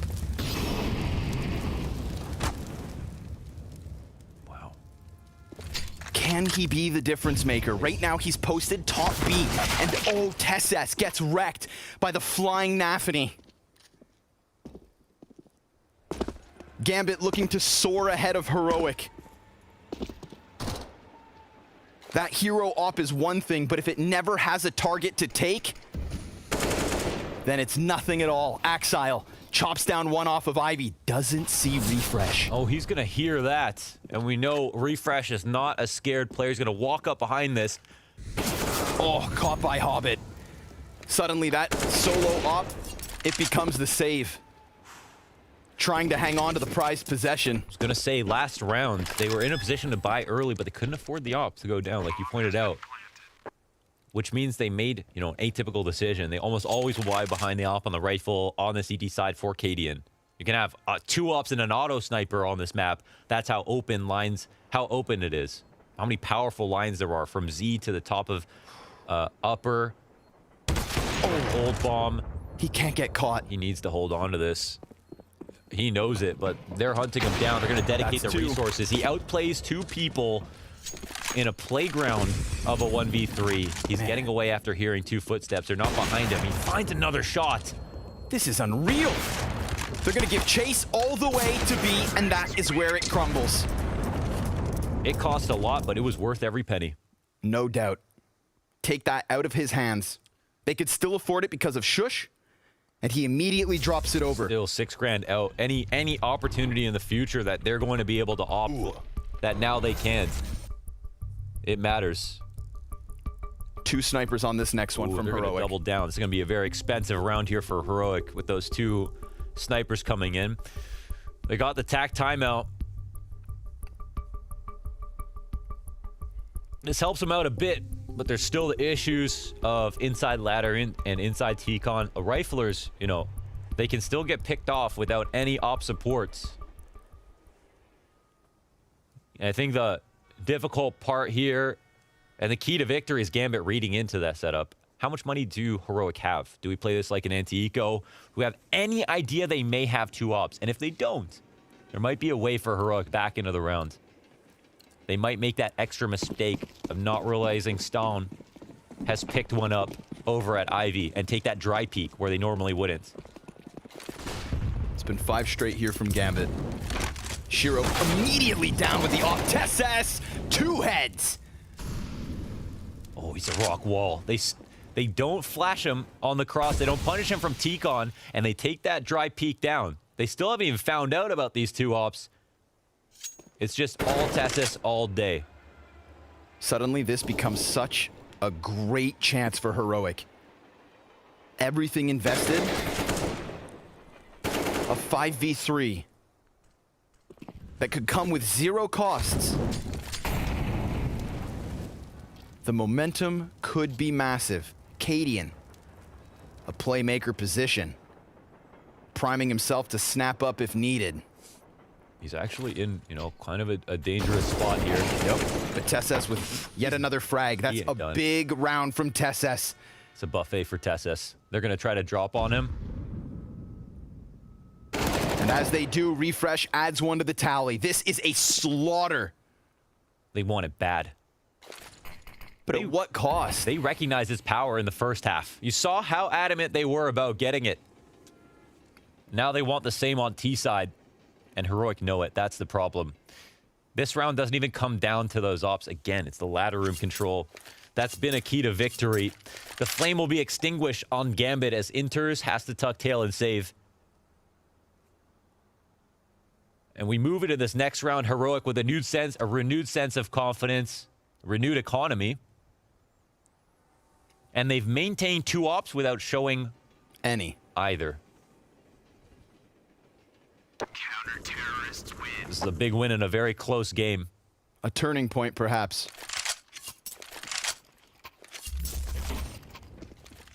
TeSeS so quickly into position.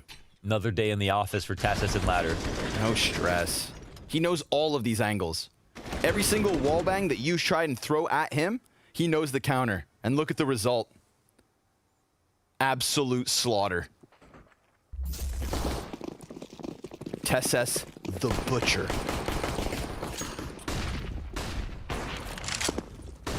And he's looking to chop him down again. The pre-flash T-Con, he gets real aggressive. Up close, underneath him.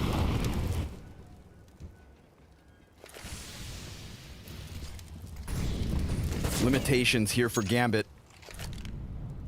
Nafany most notably. Solo B play. We saw Refresh tasked with this on the T side. Well, now he holds at the base of B. A silent walk in this direction. And what kind of cue, what kind of clue are Gambit gonna give for Heroic to pull one over? It's shush, excuse me. Antico, this setup, not knowing what's going on. It's a bit dangerous to play this far up close. You don't want off rotating on the to retake the site. And Shook has to put it all together. He's got to. Looking for another. They're going to swing on him. He goes a bit high. Nafany finally finds some compensation. Stan will try to find a way into the round. Punish on that initial peak. Cadian takes a bullet as well. Bomb has not been planted yet. 30 seconds, and guess who is on the lurk? Axile compromising the back of the site now. It's a couple of oppers that are scared to move, and he is here free roaming across the A site. He's ready to lock down Z control. 10 seconds to spare. That bomb needs to run. Going through T-Con. Sprint. Only risk at Z, but look how scared Heroic are of moving. They are running through the hood with gold chains on, and they cannot afford to lose these. A daunting task lies ahead. Outplayed, out-rotated, but with an opening. Stown connects his. We've got 3 ops on the play. And either they concede 13 or save. A massive price tag, but massive potential for Shiro. He doesn't peek. And now they're on top of the bomb site. We've got a smoke thrown over. Shiro looking to challenge the back line. Another player over on ladder, and Shiro, he's got them both. Comes around from Ivy, and Gambit stabilized with 13. Calculated to a damn T. Yeah, he is the mentalist. Yeah. when he's figured it out, man. Shush almost. Mohan, they were so frozen. Dude, the 2 ops. It's a gift and a curse. It allows you to free up on rotations, but you don't want them in retakes. It makes the opening kill a lot more possible, but a mid-round frag a lot scarier. It allows for lurks like that to be way too powerful. But credit to Axel for finding that opening. If anybody was holding down that position, that would have been a free round after the Shush 2K hold on the B site. Heroic silver lining. Round 25 with the rebuy. Yet again, the double ops. Yet again, limitations. No kits. If that last retake was a challenge already, imagine the potential for this one. They leave B site completely open. They must have a move in mind. Cadigan looking to get up close and personal. But having not seen anything, they do shuffle feet towards B. It's Shush back in sight. Oof, they're taking a couple of risks here. Of course, Cadian's position needs the fortification, at least the comfort of knowing ladder is at least covered, something like that. Ivy has to be watched. This is a powerful angle, but it needs tons of support. And right now, they're forfeiting that ladder room control. Cadian's going to sit here, take a risk, and he's willing to call a gamble here when he has a good read. This A setup with no ladder control. I mean, Stown fully occupied with holding Ivy, and Cadian exposed outside T-Con. Oh my god, he's holding his nerve. He is going to get more and more nervous. So exposed. They aren't coming ladder. Then this stack could be the magic that they need.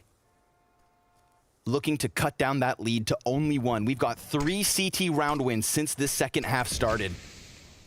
But he knows they have to make noise. And as long as he doesn't hear that noise, anyone dropping, any nades coming through, for the amount of blood that's been shed. Here they go. Hobbit on the forefront. We've got TessS with the opening. Refresh position unknown. Don't know about spools. TessS v Inters. He takes some damage. And here comes that swing from Refresh. All 3! He stops all 3! And now Axile has no move to make. Cadian with nerves of steel moves his troops to the front line. And they lock it down in that bunker. Refresh delivers. That is conditioning. After all of what TessS did in ladder to put down the pressure, to get the kills, there's never been a moment now where they can silently walk down. They've tried to walk through smoke, come down the ladder slowly. That's failed. They've put a lot of pressure. That's failed. No way did Cadian believe that they were going to do something quietly. TessS said, I can go stack over in the B site. They allowed Refresh to shine there from spools. Totally read them. Won a mental duel as well in calling out that setup. Put Gambit in a save to sit and think about what just happened. Now it's Nafany's time to show some composure. Gambit might have a numerical lead, but mentally it might be imaginary.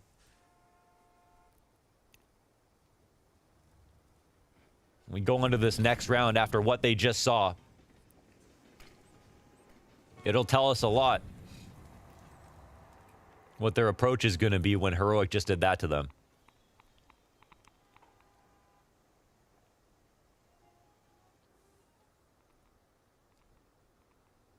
Gambit quietly taking time to get close to Ivy.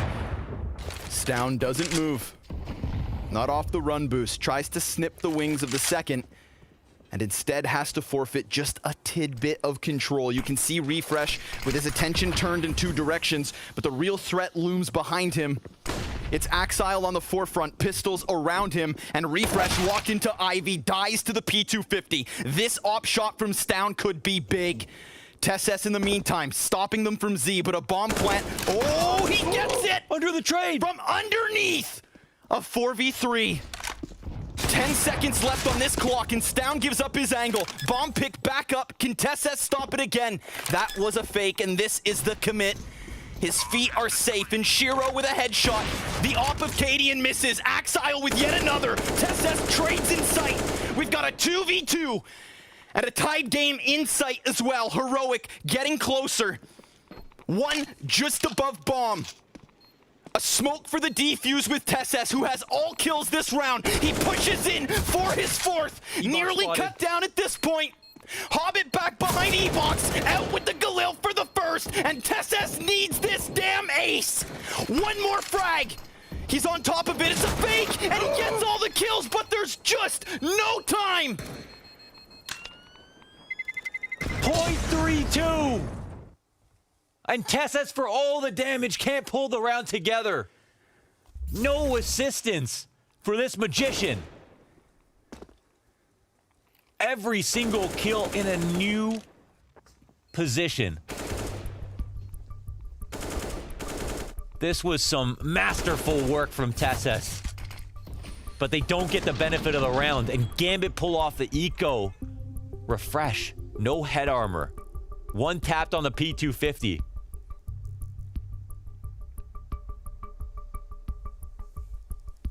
Gambit needed that. After they had the wool pulled over their eyes in that previous round, ecos have been rare in this series. The team that's supposed to win should, usually. That gets 5v4 converts.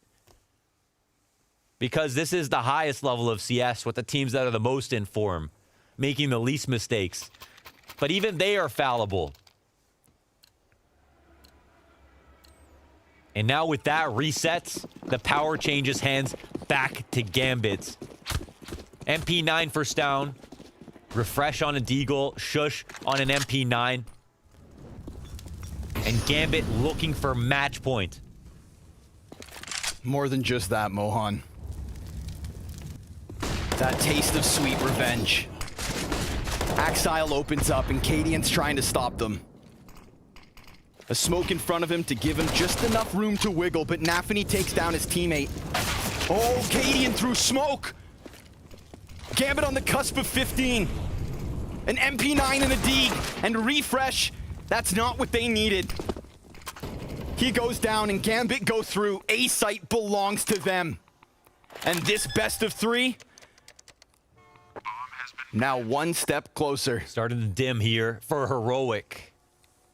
Revenge on train, will it take place? There's still going to be an opportunity, but the investment was here for Heroic. Their hearts sink as they have to save. All eyes on Shush with the MP9, symbolic of the state of their economy. In this next round, we don't get to see an op again. Not only that, but Gambit can see right into their wallets, count every dollar they have, and make a strong prediction for how to deal with the weak guns that they know are coming. Nothing here for Shush to grab.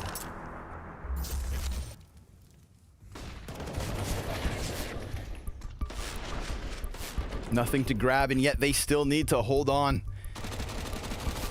What probably feels like a free fall. That kill to the head of Cadian.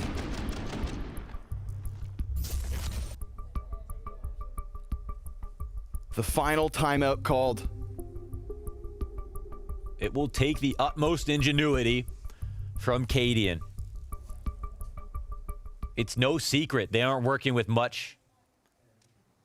And Train is a map that you need the nades. It ain't cheap. It's not Mirage, it's not Dust 2. It's one of the hardest maps in the pool, if not the hardest. And they'll prioritize those over even better guns. Not a single M4 on this. 2 scouts. MP9 kept over from Shush. And they can keep up and make this a longer round, but they've got to close the distance somehow, or this game is over. Oh, there's the trades right away. TeSeS hits the dirt. Nade damage in on Inters.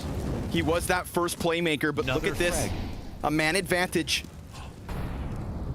Gambit take what they can. Control the back six. There's footsteps. They can hear him all around. Axile, can he crack this open? Headshot on Cadian.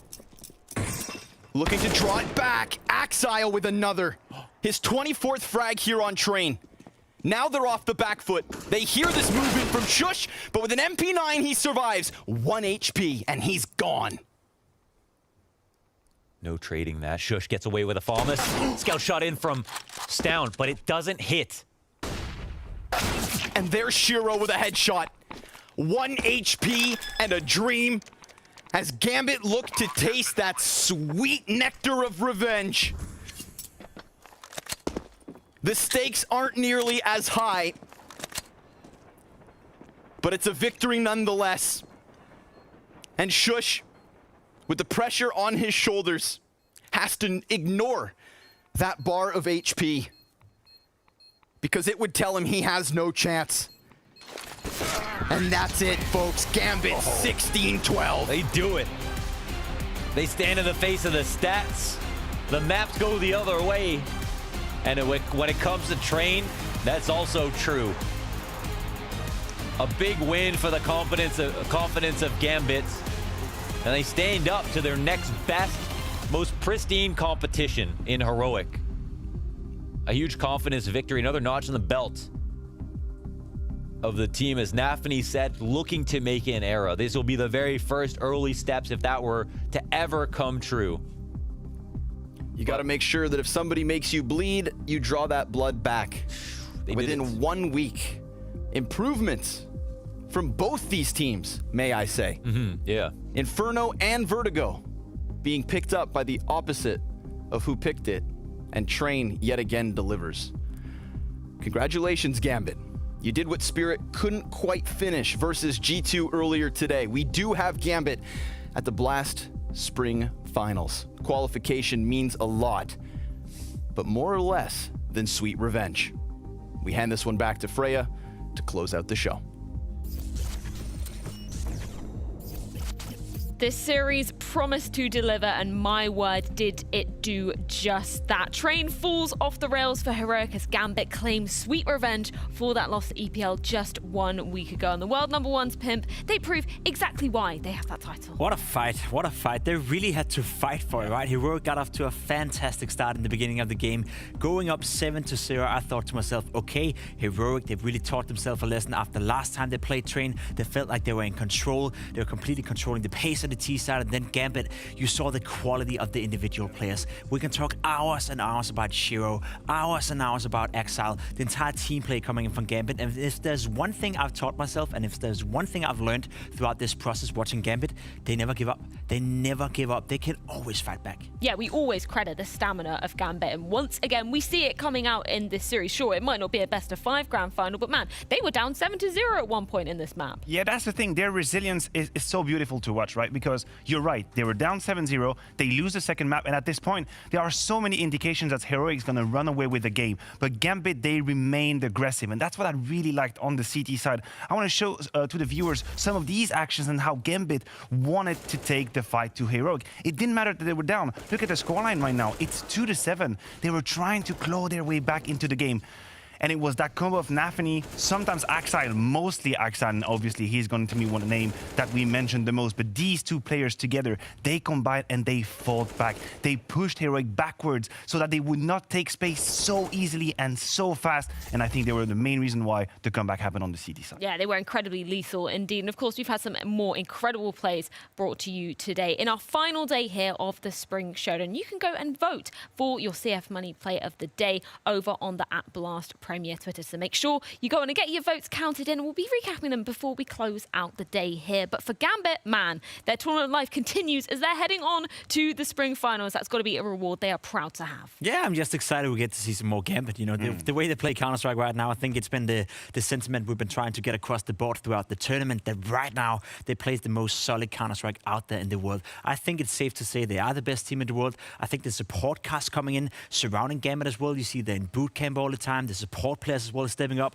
We talked about Inters being MVP of the first map at the very least. There's so many positives to take away from Gambit that the more I get to watch them, the more I like it. Yeah, and it's really incredible to witness considering we saw them losing out on this very map, albeit very narrowly to Heroic this time last week. So where were the main differences for you, Pimp, in this game? I think it was the resilience, right? It was the fist fight. Sort of the game was the same. Last time around, it was some strong CT sides, right? It was a 10-5 CT side for Heroic and a 10-5 CT side for Gambit that then ended up in an overtime. This time around, I felt like the T sides were smarter. They were more... I wouldn't say they were more, loose, but in the sense that you saw a lot of risk taken by both teams. I felt Heroic were doing a fantastic job pressuring outside of T main to begin with. And we saw when Gambit got to that T side as well, they did the same. They were taking more risks, they were taking more chances, and it felt like both teams, they learned from the experience last time they played Train. And I mean, what is fantastic with Gambit is that not only do they have the game plan, but they have the individual to step up when it matters the most. And as every Grand Series, there were a couple of clutches in that game that decided all. And there is one example I want to put forth for the viewers right here. 10-10, an actual 4 versus 2 for Heroic. At this point in time, they could retake control, but interns find that quick hit onto Shush. And now please have a look at Shiro and the confidence, the trust that he gives to his teammate. Decides to plan right-hand side as Inters is fighting 3 CTs back. He finds 1 kill, Shiro another one, and just like that, we have Shiro, Mr. Clutch, closing the 1 versus 1. That was a 2v4. You can see the emotion in that clutch. They know they just regained control, but it was so hard. And it's not always the game plan is going to win you the game. You need individuals to make these split decisions and make a difference. I didn't want to jump the boat too early, right? When we saw him doing Pro League or when we saw him doing Katowice, it was evident that Shiro in clutches, he's fantastic. He's always been set up. He's playing very defensively, dare I say it. He always makes sure to stay alive. He's always part of the 3 versus 3s, the 1 versus 1, etc. Back then, he was winning a lot of clutches, and I thought to myself, okay, this guy's in a good period. He's walking on the moon. He feels like he can win every single clutch. The more I see him clutch, the more I see him play, he doesn't set a single foot wrong. Whenever you see him in a clutch, you just feel with that feeling of confidence that he's going to win it somehow, some way. He can be in a 2 versus 4, and you're like, nah, and he's probably going to win it anyway. He never makes a mistake. He's 19 years of age. He's still relatively young in the game. He was being projected to be a big star a couple of years ago. He's been learning, he's been working, he's been grinding, and now he's a superstar. The way he's playing Counter-Strike right now, the impact he finds in the server, he's big part as to the reason why Gambit is the best team in the world right now. Yeah, and we've got to be branding him as, one of the best clutches at the moment in the CS community from what he's shown at this tournament and tournaments throughout 2021. Allow me to take a step further. If this is 2021 and we push it further, he's the best player in the world.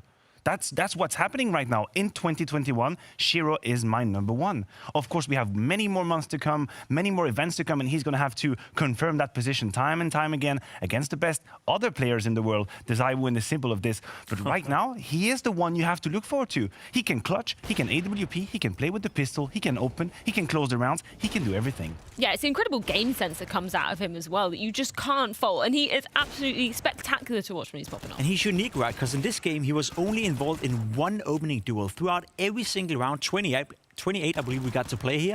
He was only involved in 1 opening duel, which he lost. So he's not a player that goes in normally first and opens up the round, but you better be sure that when it's a 3 versus 3, it's a 1 versus 1, or 2 versus 2, he will lead the pack, he will lead the charge. We see this clip here as well. He's closing out the game. So it's not that initial aggression coming out from the AWP, but he's a staple force within the team. And if you're a teammate of Shiro right now, you just know that whenever he's being put in a 2 versus 2, you're doing your job because he's going to win it for you. I do want to touch upon Hobbit as well, because he was somebody that we were setting up coming into this matchup as saying, the skill and experience on this guy, being a major winner himself, and then having this resurgence coming back into Gambit. We think about, I think it was round 26, where he managed to get the plant down. He was just playing with the opposing CT side, making sure that they didn't have time to defuse it. It's just those kind of plays that really set Hobbit up as one of the stars. The thing is, with Hobbit, in his current form, right now, he is the complete package, right? He's got the skill, he can make the difference individually, he can play clever, he's playing some of these, I want to say shadowy roles, I want to say very brain-oriented roles. When you play the B side of Train, we've seen it a couple of times with the CZ being forward and then going back, not giving away stupid kills. He changes his position a lot, and his experience allow him to play these kinds of roles. When on top of that, he's feeling confident and he's in shape, he's the complete package. Another player we need to mention, and I believe the last one of our triumvirate of doom, is Axile. We talk about Shiro and how he doesn't need to go completely crazy and open up rounds. That's because he's got Nafany and Axile doing that for him, and creating that space. Axel had so many key headshots in that game. So many moments where we are at the edge of our seat thinking whoever wins that duel wins the round, and Axel just snaps instantly. I mean, this guy is so skilled. Yeah, it was incredible to watch. And we talk about the individuals on the side of Gambit, and we got to catch up with one. James Banks catch up with Hobbit after their win. So Hobbit, you got the win and the revenge over Heroic, but I'm going to come back onto Inferno because it was close at the first half, but then you rolled over to the T side and you guys were unstoppable. What changed from you when you faced them at EPL? I think that first of all, I can say it's all about our IGL, Anthony. You know, he needs some, as I said before, he can be the best IGL in the world. He can be close to Glaive. He just needs time. It's all about time, to be honest. He just needs to gain some experience. On EPL, it was a bit stress, you know, we don't have so much experience. Our team is like unexperienced. So now we got a lot of experience from EPL. Nowadays, we are better. We have better IGL, better aiming guy, better support, better op. And we're getting better every day, and every tournament for us is like gold, you know. We're making gold, it's experience. So that's the main thing what we get from EPL. And it is just growth from event to event. But then we're going to come on to Vertigo, which has always been a strong map for you guys. And Heroic, well, they flipped the switch, they turned it around. What do you feel happened? Because I guess we all went into Vertigo thinking, okay, Gambit's just going to 2-0 this. To be honest, yeah, I was thinking like that. It's going to go.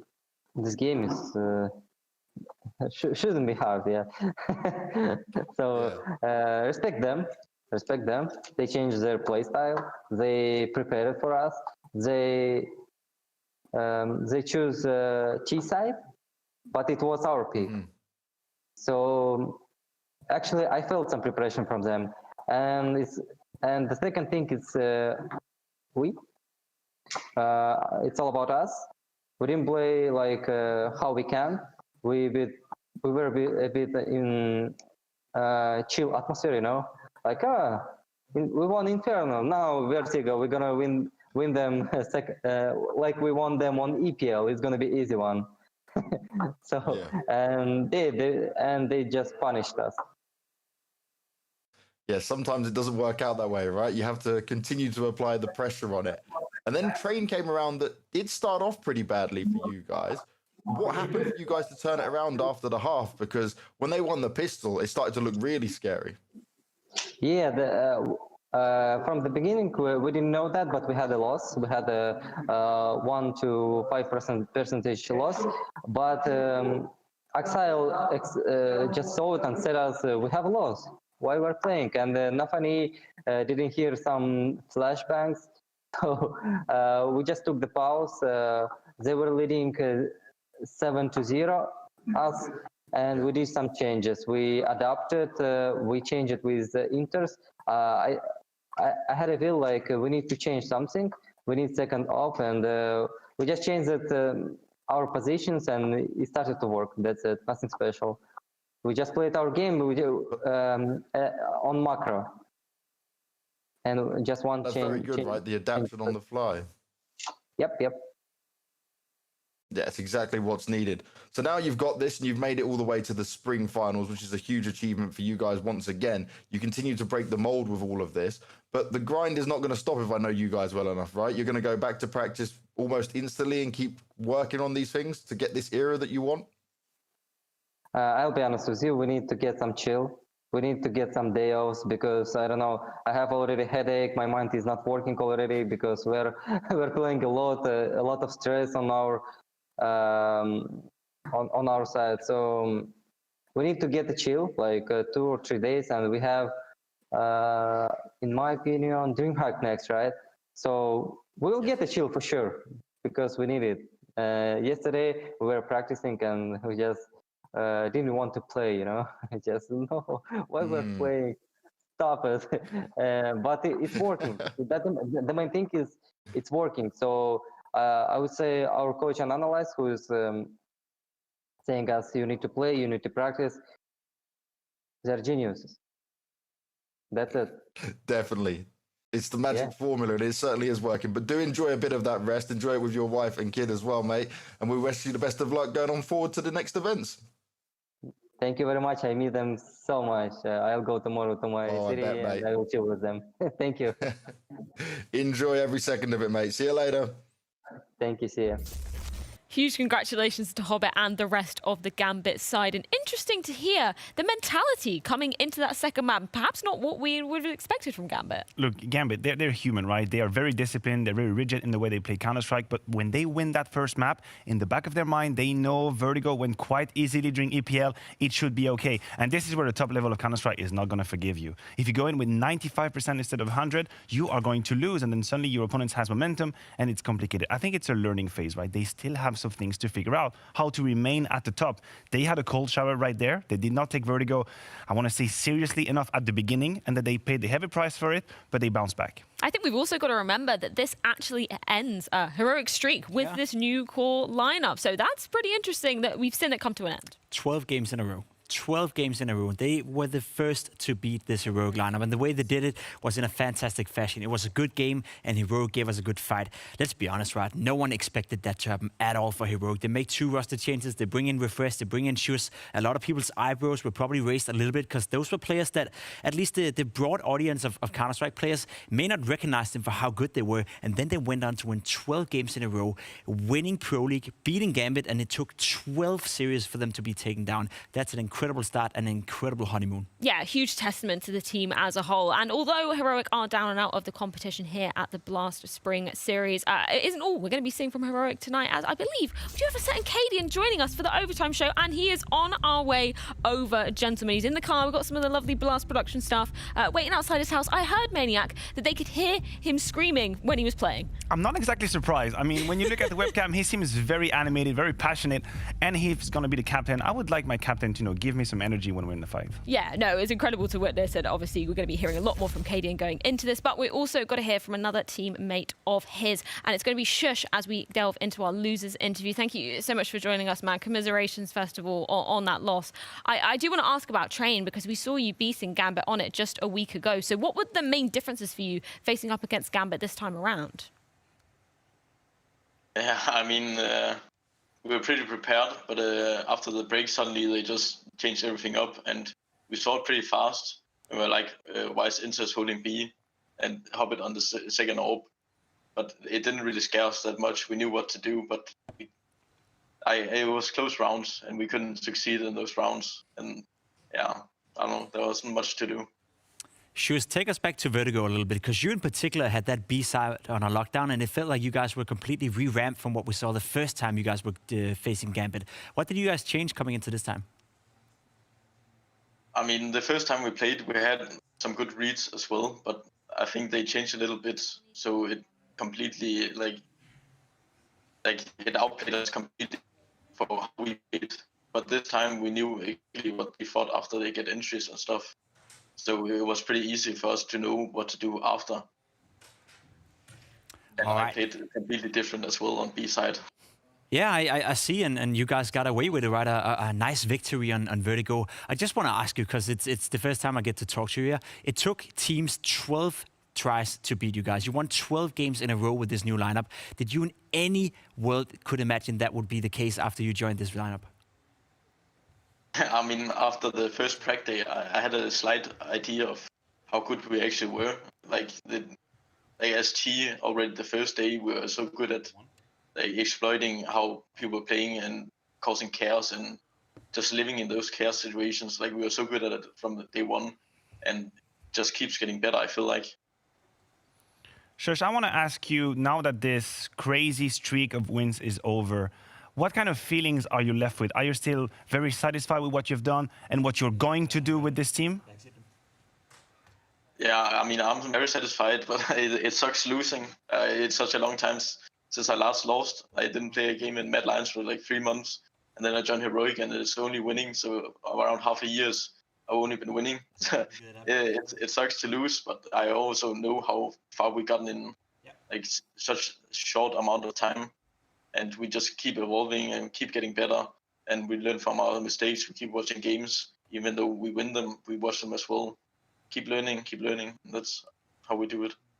Absolutely. Now, do you anticipate some sort of rivalry with Gambit in the next future? Because they're here to stay at the top, and you guys are playing fantastic. I mean, they are a really good team, and they deserve to be on like top 1 in the world because they're so hard to play against. There are so many different play styles, but I definitely think we have a chance against them, and we showed that in the best of 5. But they said they got tired. I mean, we got tired as well, but yeah. Well, Shush, always incredible to get to catch up with you. Commiserations for seeing you out of the showdown here at Blast, but cannot wait to see what Heroic will be achieving in 2021.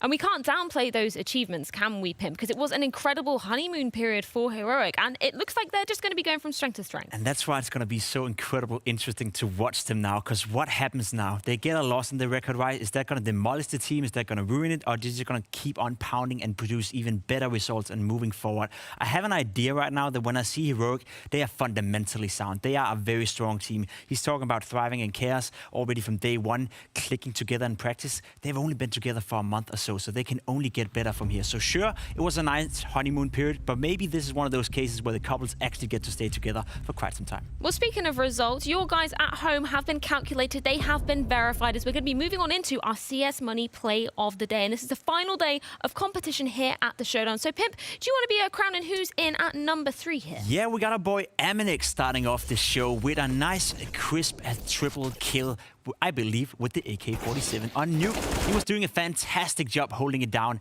Amanek is a player that we don't give enough credit, but right now, right here in that game that was so close, he showed exactly why he's considered to be one of the best role players in the world. He shut them down right here, and he was a big part as to why G2 took a very surprising victory against Spirit. Big boy Amanek here. The crosser placement, you would notice the way he kills that second guy and the repositioning, it's absolutely golden. That was a huge round from Amanek. We keep on with the G2 lineup. Hunter as a second in our CS Money poll right there. That is the absolute save of a 1v3 with the M4A1S. Silencer, by the way. Not exactly sure how we did it, but there is not that many bullets that miss. You could see his anticipation, what's going to happen behind Mini, and then turns around instantly, wins the game. He's a fantastic player, one of the best in the tournament, without a doubt. Moving on to number 1, Mr. Tessus right here. An ace in such a close game against Gambit. This could have been it. This could have been the round that would secure Heroic the victory. You see him aim, you see him shoot through the trains, almost outplaying his opponent right here, but he lacks just a tiny bit. I believe it's 0.3 seconds away from getting that defuse. So